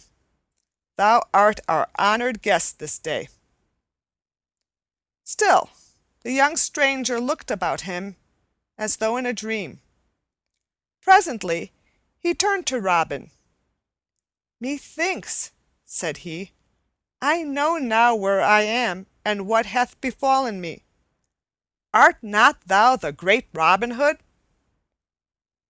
"Thou hast hit the bull's eye," quoth Robin, clapping him upon the shoulder. "Men hereabouts do call me by that name. Since thou knowest me, thou knowest also that he who feasteth with me must pay his reckoning. I trust thou hast a full purse with thee, fair stranger." "Alas," said the stranger, "I have no purse, nor no money either, saving only the half of a sixpence, the other half of which mine own dear love doth carry in her bosom, hung about her neck by a strand of silken thread." At this speech a great shout of laughter went up from those around, whereat the poor boy looked as if he would die of shame. But Robin Hood turned sharply to Will Stutely. "Why, how now," quoth he, "is this the guest that thou hast brought us to fill our purse? Methinks thou hast brought but a lean cock to the market." "Nay, good master," answered Will Stutely, grinning, "he is no guest of mine. It was Will Scarlet that brought him thither."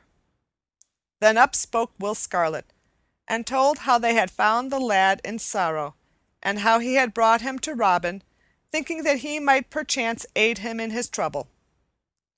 Then Robin Hood turned to the youth, and placing his hand upon the other's shoulder, held him off at arm's length, scanning his face closely. "A young face," quoth he in a low voice, half to himself. "A kind face, a good face. 'Tis like a maiden's, for purity, and withal the fairest that e'er mine eyes did see. But, if I may judge fairly by thy looks, grief cometh to young as well as to old." At these words, spoken so kindly, the poor lad's eyes brimmed up with tears. "Nay, nay," said Robin hastily. "Cheer up, lad. I warrant thy case is not so bad that it cannot be mended. What may be thy name?" "Allan a Dale is my name, good master." "Allan a Dale," repeated Robin, musing. "Allan a Dale. It doth seem to me that the name is not altogether strange to mine ears. Yea, surely, thou art the minstrel of whom we have been hearing lately, whose voice so charmeth all men. Dost thou not come from the Dale of Rotherstream, over beyond Staveley?" "Yea, truly," answered Allan, "I do come thence." "How old art thou, Allan?" said Robin. "I am but 20 years of age." "Methinks thou art over young to be perplexed with trouble," quoth Robin kindly. Then, turning to the others, he cried, "Come, lads, busk ye and get our feast ready. Only thou, Will Scarlet, and thou, Little John, stay here with me." Then, when the others had gone, each man about his business, Robin turned once more to the youth. "Now, lad," said he, "tell us thy troubles, and speak freely. A flow of words doth ever ease the heart of sorrows. It is like opening the waste ware when the mill dam is overfull. Come, sit thou here beside me, and speak at thine ease." Then straightway the youth told the 3 yeomen all that was in his heart, at first in broken words and phrases, then freely and with greater ease when he saw that all listened closely to what he said.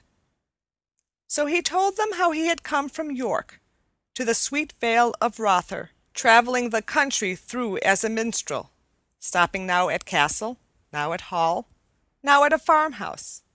How he had spent one sweet evening in a certain broad, low farmhouse, where he sang before a stout franklin and a maiden as pure and lovely as the first snowdrop of spring.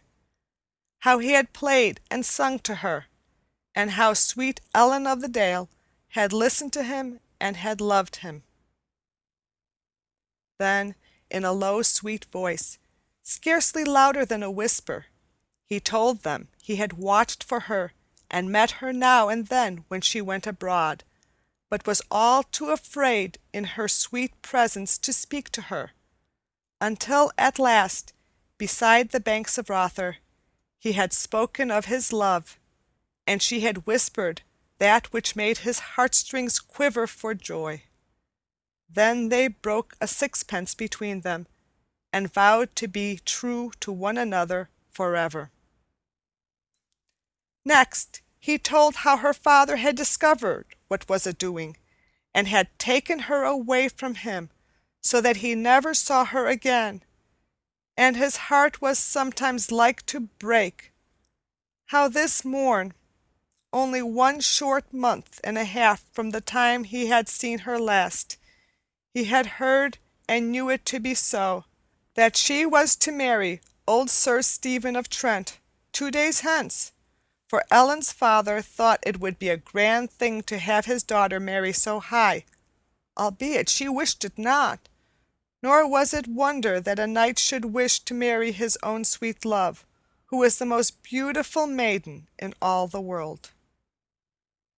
To all this the yeomen listened in silence, the clatter of many voices jesting and laughing sounding around them, and the red light of the fire shining on their faces and in their eyes.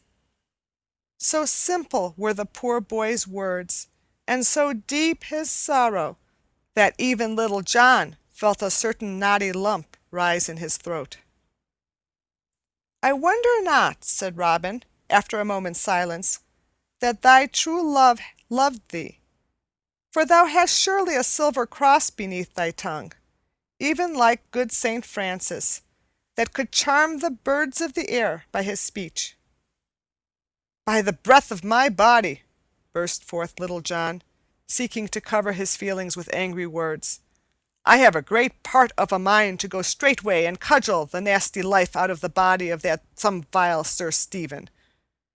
Marry, come up, say I. What a plague! Does an old weazen think that tender lasses are to be bought like pullets off market day? Out upon him! Aye, but no matter, only let him look to himself." Then up spoke Will Scarlet. "Methinks it seemeth but ill done of the lass, that she should so quickly change at others' bidding, more especially when it cometh to the marrying of a man as old as this same Sir Stephen. I like it not in her, Allan."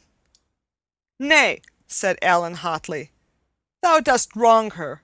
She is as soft and gentle as a stock-dove. I know her better than anyone in all the world. She may do her father's bidding, but if she marries Sir Stephen, her heart will break, and she will die. My own sweet dear, He stopped and shook his head, for he could say nothing further.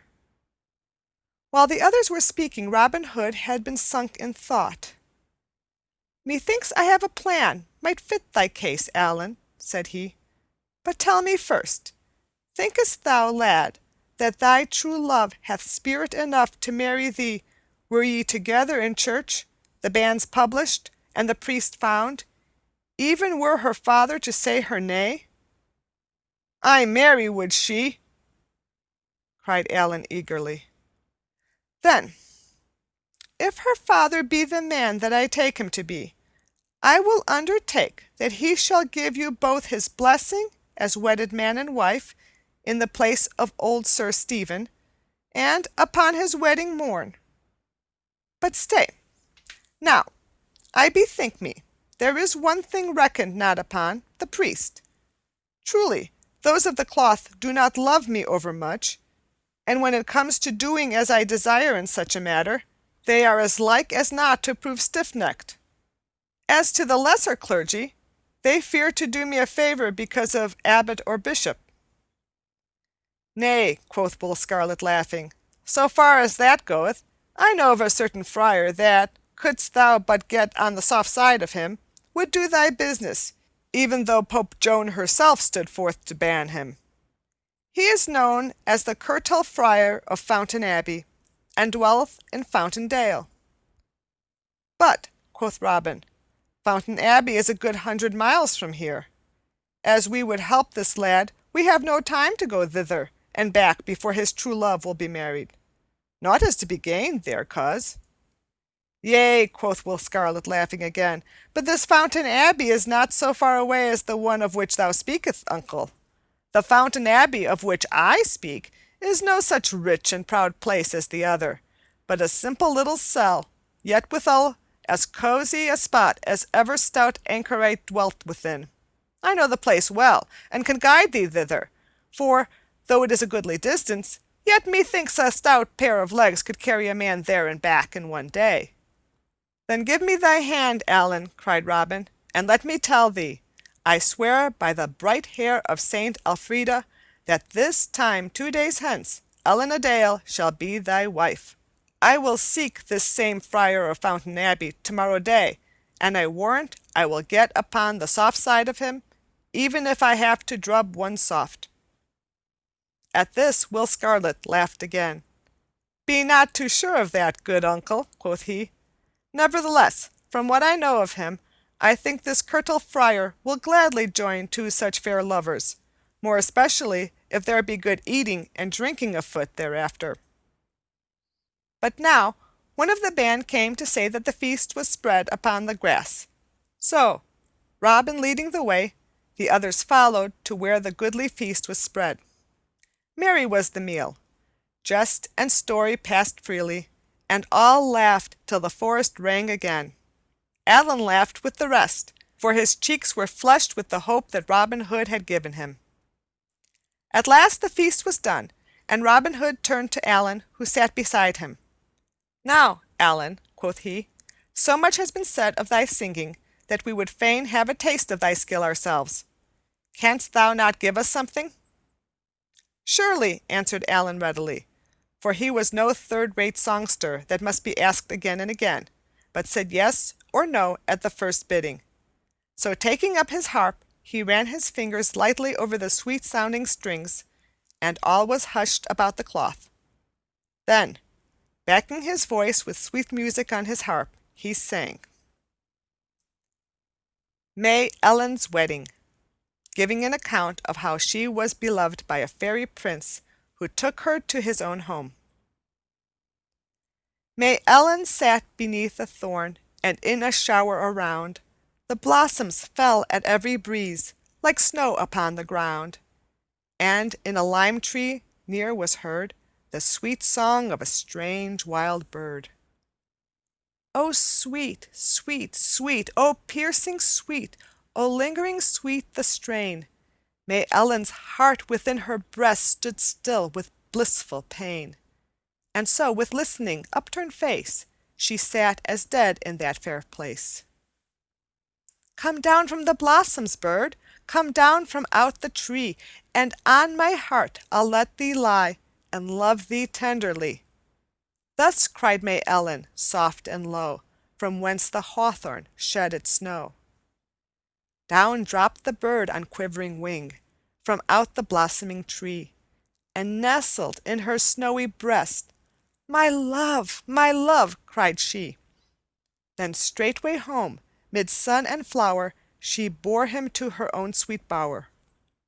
The day hath passed to mellow night, the moon floats o'er the lea, and in its solemn pallid light a youth stands silently, a youth of beauty strange and rare, within May Ellen's bower there. He stood where o'er the pavement cold the glimmering moonbeams lay. May Ellen gazed with wide, scared eyes, nor could she turn away, for, as in mystic dreams we see, a spirit stood he silently. All in a low and breathless voice, "Whence comest thou?" said she. "Art thou the creature of a dream, or a vision that I see?" Then soft spake he, as night winds shiver through straining reeds beside the river. "I came, a bird on feathered wing, from distant fairyland, where murmuring waters softly sing upon the golden strand, where sweet trees are forever green, and there my mother is the queen." No more May Ellen leaves her bower to grace the blossoms fair, but in the hushed and midnight hour they hear her talking there. Or when the moon is shining white, they hear her singing through the night. "Oh, don thy silks and jewels fine," May Ellen's mother said, "for hither comes the Lord of Lyne, and thou this lord must wed." May Ellen said, "It may not be, he ne'er shall find his wife in me." Up spoke her brother, dark and grim, "Now by the bright blue sky, ere yet a day hath gone for him, thy wicked bird shall die, for he hath wrought thee bitter harm, by some strange art or cunning charm. Then, with a sad and mournful song, away the bird did fly, and o'er the castle eaves, and through the gray and windy sky. "Come forth," then cried the brother grim, "why dost thou gaze so after him?" It is May Ellen's wedding day, the sky is blue and fair, and many a lord and lady gay in church are gathered there. The bridegroom was Sir Hugh the Bold, all clad in silk and cloth of gold. In came the bride in samite white, with a white wreath on her head. Her eyes were fixed with a glassy look, her face was as the dead. And when she stood among the throng, she sang a wild and wondrous song. Then came a strange and rushing sound, like the coming wind doth bring, and in the open windows shot 9 swans on whistling wing, and high above the heads they flew, in gleaming fight the darkness through. Around May Ellen's head they flew, in wide and windy fight, and 3 times round the circle drew, the guests shrank in affright. And the priest beside the altar there did cross himself with muttered prayer. But the 3rd time they flew around, fair Ellen straight was gone, and in her place upon the ground there stood a snow-white swan. Then with a wild and lovely song it joined the swift and winged throng.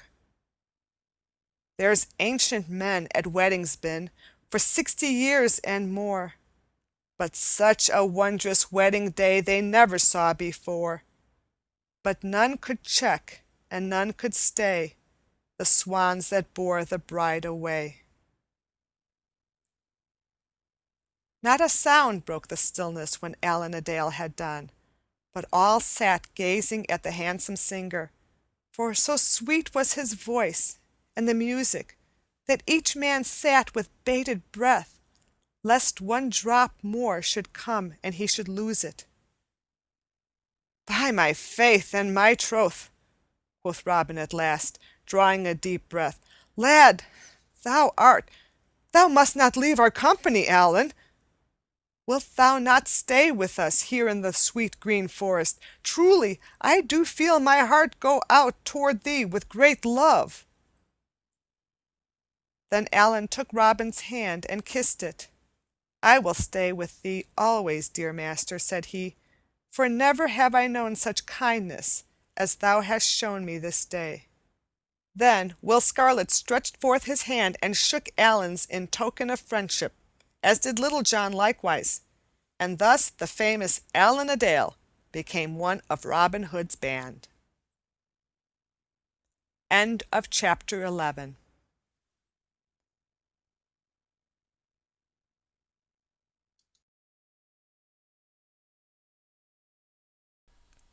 The Merry Adventures of Robin Hood by Howard Pyle. Chapter 12. Robin Hood Seeks the Curtal Friar.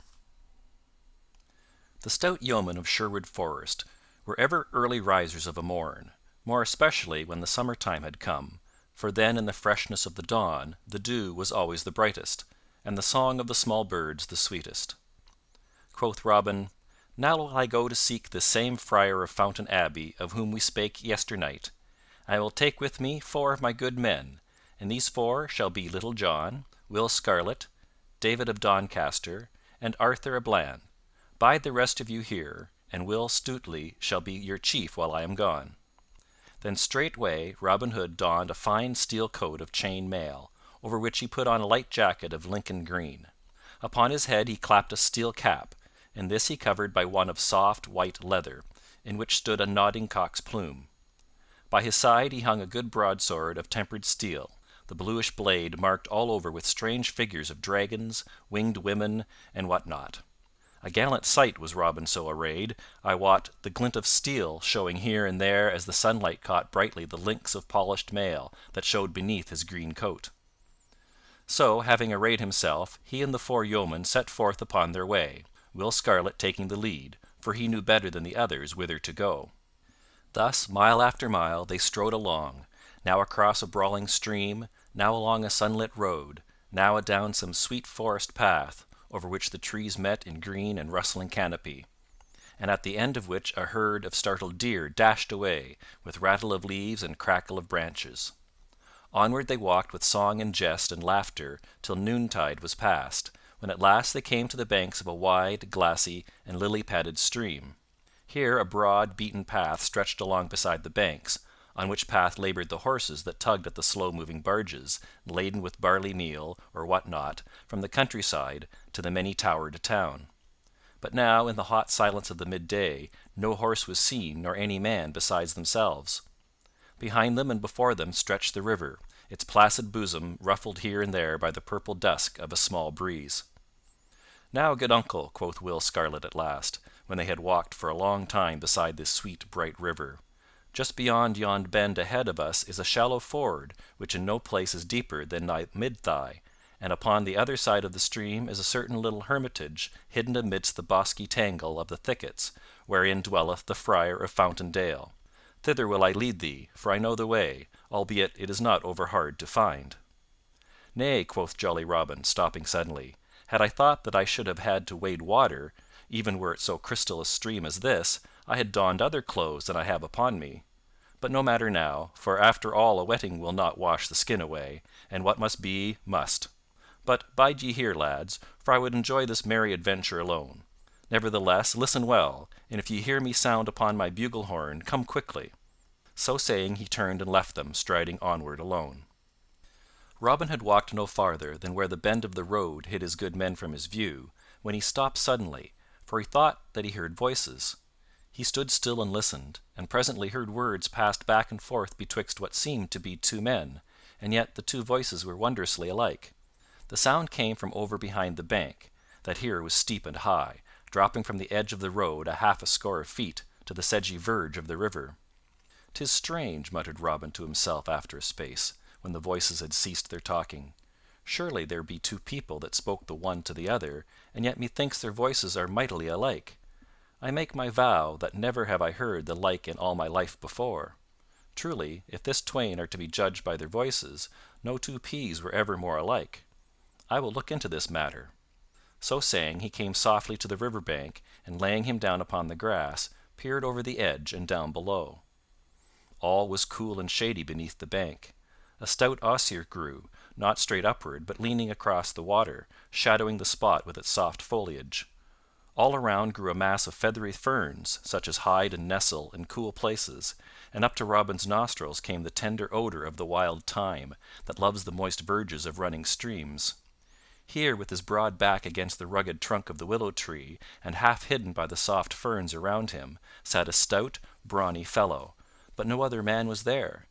His head was as round as a ball, and covered with a mat of close-clipped, curly, black hair that grew low down on his forehead.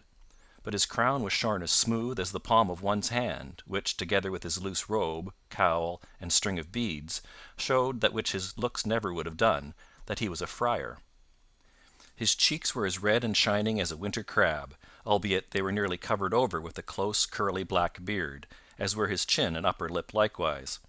His neck was thick like that of a north country bull, and his round head, closely set upon shoulders, e'en a match for those of Little John himself. Beneath his bushy black brows danced a pair of little grey eyes that could not stand still for very drollery of humour. No man could look into his face and not feel his heartstrings tickled by the merriment of their look. By his side lay a steel cap, which he had laid off for the sake of the coolness to his crown. His legs were stretched wide apart, and betwixt his knees he held a great pasty compounded of juicy meats of divers kinds, made savoury with tender young onions, both meat and onions being mingled with a good rich gravy. In his right fist he held a great piece of brown crust, at which he munched sturdily, and every now and then he thrust his left hand into the pie and drew it forth full of meat. Anon he would take a mighty pull at a great bottle of Malmsey that lay beside him. "By my faith," quoth Robin to himself, "I do verily believe that this is the merriest feast, the merriest wight, the merriest place, and the merriest sight in all merry England. Methought there was another here, but it must have been this holy man talking to himself." So Robin lay watching the friar, and the friar, all unknowing that he was so overlooked, ate his meal placidly. At last he was done, and having first wiped his greasy hands upon the ferns and wild thyme, and sweeter napkin ne'er had king in all the world, he took up his flask and began talking to himself as though he were another man, and answering himself as though he were somebody else. "Dear lad, thou art the sweetest fellow in all the world. I do love thee as a lover loveth his lass. La, thou dost make me shame to speak so to me in this solitary place, no one being by, and yet if thou wilt have me say so, I do love thee as thou lovest me. Nay, then, wilt thou not take a drink of good Malmsey? After thee, lad, after thee. Nay, I beseech thee, sweeten the draught with thy lips." Here he passed the flask from his right hand to his left. "And thou wilt force it on me so, I must needs do thy bidding, yet with the more pleasure do I so, as I drink thy very great health." Here he took a long, deep draught. "And now, sweet lad, 'tis thy turn next." Here he passed the bottle from his left hand back again to his right. "I take it, sweet chuck, and here's wishing thee as much good as thou wishest me." Saying this, he took another draught, and truly he drank enough for two. All this time merry Robin lay upon the bank and listened, while his stomach so quaked with laughter that he was forced to press his palm across his mouth to keep it from bursting forth, for truly he would not have spoiled such a goodly jest for the half of Nottinghamshire. Having gotten his breath from his last draught, the Friar began talking again in this wise. "Now, sweet lad, canst thou not sing me a song? La, I know not, but I am in but ill voice this day. Pray thee, ask me not. Dost thou not hear how I croak like a frog? Nay, nay, thy voice is as sweet as any bullfinch. Come, sing, I prithee. I would rather hear thee sing than eat a fair feast. Alas, I would fain not sing before one that can pipe so well and hath heard so many goodly songs and ballads. Ne'ertheless, an thou wilt have it so, I will do my best. But now methinks that thou and I might sing some fair song together. Dost thou not know a certain dainty little catch called The Loving Youth and the Scornful Maid? Why, truly, methinks I have heard it ere now. Then dost thou not think that thou couldst take the lass's part, if I take the lad's? I know not, but I will try. Begin thou with the lad, and I will follow with the lass." Then, singing first with a voice deep and gruff, and anon in one high and squeaking, he blithely trolled the merry catch of The Loving Youth and the Scornful Maid. "Ah, it's wilt thou come with me, my love, and it's wilt thou, love, be mine? For I will give unto thee, my love, gay knots and ribbons so fine. I'll woo thee, love, on my bended knee, and I'll pipe sweet songs to none but thee. Then it's hark, hark, hark, to the winged lark, and it's hark to the cooing dove, and the bright daffodil groweth down by the rill. So come thou and be my love." "Now get thee away, young man so fine, now get thee away, I say, for my true love shall never be thine, and so thou hadst better not stay. Thou art not a fine enough lad for me, so I'll wait till a better young man I see. For it's hark, hark, hark, to the winged lark, and it's hark to the cooing dove, and the bright daffodil groweth down by the rill, yet never I'll be thy love." "Then straight will I seek for another fair she, for many a maid can be found, and as thou wilt never have aught of me, by thee will I never be bound. For never is a blossom in the field so rare, but others are found that are just as fair. So it's hark, hark, hark, to the joyous lark, and it's hark to the cooing dove, and the bright daffodil groweth down by the rill, and I'll seek me another dear love." "Young man, turn not so very quick away, another fair lass to find. Methinks I have spoken in haste today, nor have I made up my mind. And if thou wilt only stay with me, I'll love no other, sweet lad, but thee." Here Robin could contain himself no longer, but burst forth into a mighty roar of laughter.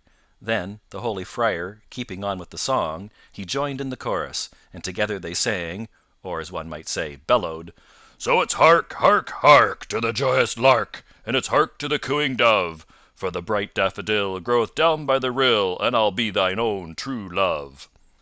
So they sang together, for the stout friar did not seem to have heard Robin's laughter, neither did he seem to know that the yeoman had joined in with the song, but, with eyes half closed, looking straight before him, and wagging his round head from side to side in time to the music, he kept on bravely to the end, he and Robin finishing up with a mighty roar that might have been heard a mile. But no sooner had the last word been sung than the holy man seized his steel cap, clapped it on his head, and springing to his feet, cried in a great voice, "What spy have we here? Come forth, thou limb of evil, and I will carve thee into as fine pudding meat as e'er a wife in Yorkshire cooked of a Sunday." Hereupon he drew from beneath his robes a great broadsword full as stout as was Robin's. "Nay, putting up thy pinking iron, friend," quoth Robin, standing up with the tears of laughter still in his cheeks. "Folk who have sung so sweetly together should not fight thereafter." Hereupon he leaped down the bank to where the other stood. "I tell thee, friend," said he, "my throat is as parched with that song as e'er a barley stubble in October. Hast thou haply any Malmsey left in that stout pottle?" "Truly," said the Friar in a glum voice, "thou dost ask thyself freely where thou art not bidden. Yet I trust I am too good a Christian to refuse any man drink that is athirst. Such as there is aught thou art welcome to a drink of the same." And he held the pottle out to Robin. Robin took it without more ado, and putting it to his lips, tilted his head back, while that which was within said glug, lug, glug, for more than 3 winks, I wot. The stout friar watched Robin anxiously the while, and when he was done, took the pottle quickly. He shook it, held it betwixt his eyes and the light, looked reproachfully at the yeoman, and straightway placed it at his own lips. When it came away again, there was naught within it. "Dost thou know the country hereabouts, thou good and holy man?" asked Robin, laughing. "Yea, somewhat," answered the other dryly. "And dost thou know of a certain spot called Fountain Abbey?" "Yea, somewhat." "Then perchance thou knowest also of a certain one who goeth by the name of the Curtal Friar of Fountain Abbey?" "Yea, somewhat." "Well then, good fellow, holy father, or whatever thou art," quoth Robin, "I would know whether this same friar is to be found upon this side of the river or the other." "That," quoth the Friar, "is a practical question upon which the cunning rules appertaining to logic touch not. I do advise thee to find that out by the aid of thine own 5 senses, sight, feeling, and what not." "I do wish much," quoth Robin, looking thoughtfully at the stout priest, "to cross yon ford and strive to find this same good friar." "Truly," said the other piously, "it is a goodly wish on the part of one so young. Far be it from me to check thee in so holy a quest. Friend, the river is free to all." "Yea, good father," said Robin, "but thou seest that my clothes are of the finest, and I fain would not get them wet. Methinks thy shoulders are stout and broad. Couldst thou not find it in thy heart to carry me across?" "Now, by the white hand of the Holy Lady of the Fountain," burst forth the Friar in a mighty rage, "dost thou, poor puny stripling, thou kiss my lady la popinjay, thou, what shall I call thee? Dost thou ask me, the holy tuck, to carry thee? Now I swear—" Here he paused suddenly, then slowly the anger passed from his face, and his little eyes twinkled once more. "But why should I not?" quoth he piously. "Did not the holy Saint Christopher ever carry the stranger across the river, and should I, poor sinner that I am, be ashamed to do likewise? Come with me, stranger, and I will do thy bidding in a humble frame of mind." So saying, he clambered up the bank, closely followed by Robin, and led the way to the shallow, pebbly ford, chuckling to himself the while as though he were enjoying some goodly jest within himself. Having come to the ford, he girded up his robes about his loins, tucked his good broadsword beneath his arm, and stooped his back to take Robin upon it. Suddenly he straightened up. "Methinks," quoth he, "thou'lt get thy weapon wet. Let me tuck it beneath mine arm along with mine own." "Nay, good father," said Robin, "I would not burden thee with aught of mine but myself." "Dost thou think," said the Friar mildly, "that the good Saint Christopher would have sought his own ease so? Nay, give me thy tool as I bid thee, for I would carry it as a penance to my pride." Upon this, without more ado, Robin Hood unbuckled his sword from his side and handed it to the other, who thrust it with his own beneath his arm. Then once more the Friar bent his back, and, Robin having mounted upon it, he stepped sturdily into the water and so strode onward, splashing in the shoal, and breaking all the smooth surface into ever widening rings. At last he reached the other side, and Robin leaped lightly from his back. "Many thanks, good father," quoth he. "Thou art indeed a good and holy man. Prithee, give me my sword and let me away, for I am in haste." At this the stout friar looked upon Robin for a long time, his head on one side, and with the most waggish twist to his face. Then he slowly winked his right eye. "Nay, good youth," said he gently, "I doubt not that thou art in haste with thine affairs, yet thou dost think nothing of mine. Thine are of a carnal nature, mine are of a spiritual nature, a holy work, so to speak. Moreover, mine affairs do lie upon the other side of this stream. I see by thy quest of this same holy recluse that thou art a good young man and most reverent to the cloth. I did get wet coming hither, and I'm sadly afraid that I should wade the water again I might get certain cricks and pains in the joints that would mar my devotions for many a day to come. I know that since I have so humbly done thy bidding, thou wilt carry me back again. Thou seest how Saint Godric, that holy hermit whose natal day this is, hath placed in my hands 2 swords, and in thine never a one. Therefore be persuaded, good youth, and carry me back again. Robin Hood looked up and he looked down, biting his nether lip. Quoting he, Thou cunning friar, thou hast me fair and fast enow. Let me tell thee that not one of thy cloth hath so hoodwinked me in all my life before. I might have known from thy looks that thou wert no such holy man as thou didst pretend to be. Nay, interrupted the friar, I bid thee speak not so scurrilously neither, lest thou mayst perchance feel the prick of an inch or so of blue steel. Tut, tut, said Robin, speak not so, friar. The loser hath ever the right to use his tongue as he doth list. Give me my sword. I do promise to carry thee back straightway. Nay, I will not lift the weapon against thee. Marry, come up, quoth the friar. I fear thee not, fellow. Here is thy skewer, and get thyself presently ready, for I would hasten back. So Robin took his sword again and buckled it at his side. Then he bent his stout back and took the friar upon it.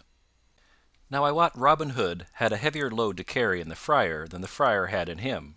Moreover, he did not know the ford, so he went stumbling among the stones, now stepping into a deep hole and now nearly tripping over a boulder, while the sweat ran down his face in beads from the hardness of his journey and the heaviness of his load.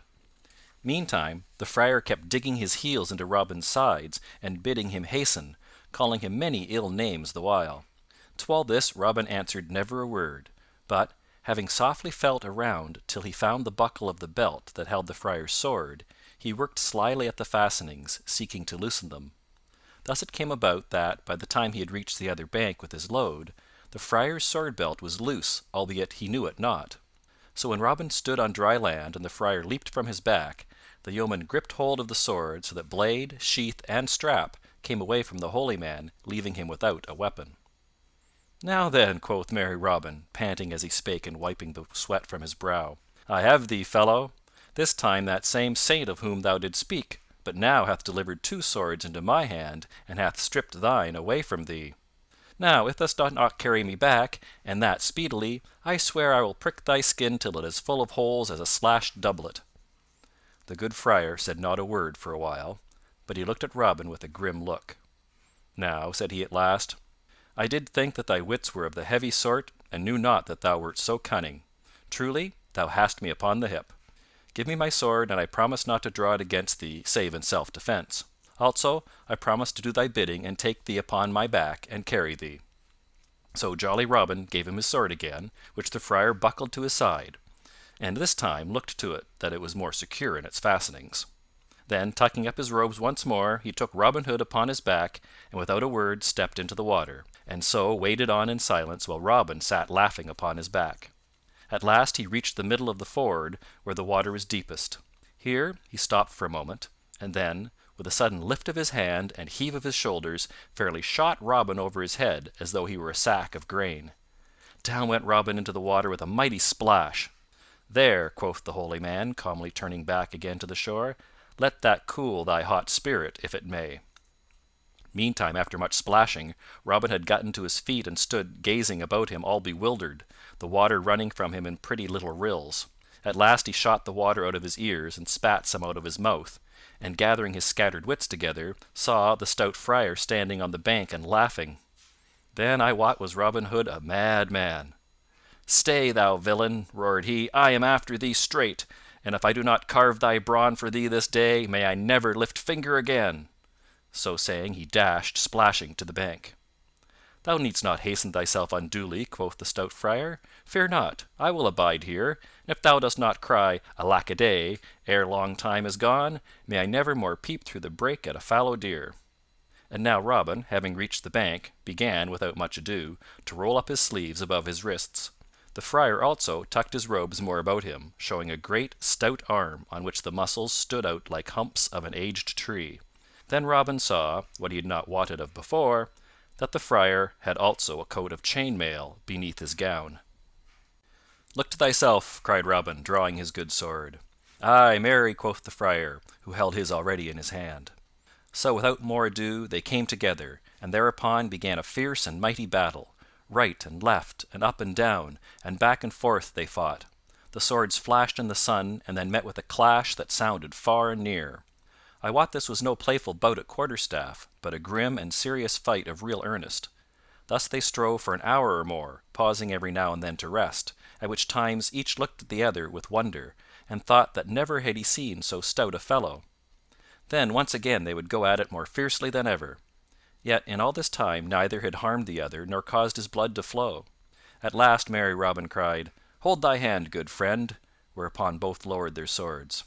"Now I crave a boon ere we begin again," quoth Robin, wiping the sweat from his brow, for they had striven so long that he began to think that it would be an ill done thing either to be smitten himself or to smite so stout and brave a fellow. "What wouldst thou have of me?" asked the friar. "Only this," quoth Robin, "that thou wilt let me blow thrice upon my bugle horn." The friar bent his brows and looked shrewdly at Robin Hood. "Now I do verily think that thou hast some cunning trick in this," quoth he. "Ne'ertheless I fear thee not, and will let thee have thy wish, providing thou wilt also let me blow thrice upon this little whistle." "With all my heart," quoth Robin. "So here goes for one." So saying he raised his silver horn to his lips and blew thrice upon it, clear and high. Meantime the friar stood watching keenly for what might come to pass, holding in his fingers the while a pretty silver whistle, such as knights use for calling their hawks back to their wrists, which whistle always hung at his girdle along with his rosary. Scarcely had the echo of the last note of Robin's bugle come winding back from across the river, when four tall men in Lincoln green came running around the bend of the road, each with a bow in his hand and an arrow ready nocked upon the string. "Ha! Is it thus, thou traitor knave?" cried the friar. "Then, marry, look to thyself." So saying, he straightway clapped the hawk's whistle to his lips and blew a blast that was both loud and shrill. And now there came a crackling of the bushes that lined the other side of the road, and presently forth from the covert burst four great shaggy hounds. "At 'em, Sweetlips! At 'em, Bellthroat! At 'em, Beauty! At 'em, Fangs!" cried the friar, pointing at Robin. And now it was well for that yeoman that a tree stood nigh him beside the road, else had he an ill chance of it. Ere one could say "Gaffer down the dale," the hounds were upon him, and he only had time to drop his sword and leap lightly into the tree, around which the hounds gathered, looking up at him as though he were a cat on the eaves. But the friar quickly called off his dogs. "At 'em!" cried he, pointing down the road to where the yeomen were standing stock still with wonder of what they saw. As the hawk darts down upon its quarry, so sped the four dogs at the yeoman. But when the four men saw the hounds so coming, all with one accord, saving only Will Scarlet, drew each man his goose feather to his ear and let fly his shaft.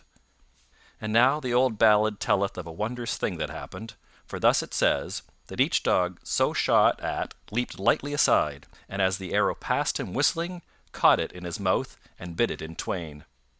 Now it would have been an ill day for these four good fellows had not Will Scarlet stepped before the others and met the hounds as they came rushing. "Why, how now, Fangs?" cried he sternly. "Down, Beauty, down, sirrah! What means this?" At the sound of his voice each dog shrank back quickly, and then straightway came to him and licked his hands and fawned upon him, as is the wont of dogs that meet one they know.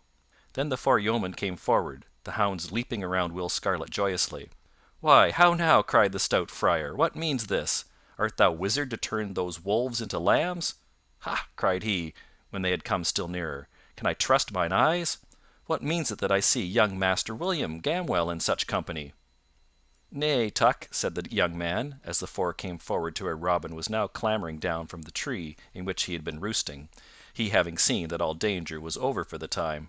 "Nay, Tuck, my good name is no longer Will Gamwell, but Will Scarlet, and this is my good uncle, Robin Hood, with whom I am abiding just now." "Truly, good master," said the friar, looking somewhat abashed and reaching out his great palm to Robin, "I have oft heard thy name both sung and spoken of, but I never thought to meet thee in battle. I crave thy forgiveness, and do wonder not that I found so stout a man against me." "Truly, most holy father," said Little John, "I am more thankful than e'er I was in all my life before, that our good friend Scarlet knew thee and thy dogs. I tell thee seriously that I felt my heart crumble away from me when I saw my shaft so miss its aim, and those great beasts of thine coming straight at me. Thou mayst indeed be thankful, friend, said the Friar gravely. But Master Will, how cometh that thou dost now abide in Sherwood? Why, Tuck, dost thou not know of my ill happening with my father's steward? Answered Scarlet. Yea, truly, yet I knew not that thou wert in hiding because of it. Marry, the times are all awry when a gentleman must lie hidden for so small a thing. But we are losing time, quoth Robin, and I have yet to find that same Curtal Friar. Why, uncle, thou hast not far to go, said Will Scarlet, pointing to the Friar, for there he stands beside thee. How, quoth Robin, art thou the man that I have been at such pains to seek all day, and have got such a dunking for? Why, truly, said the Friar demurely.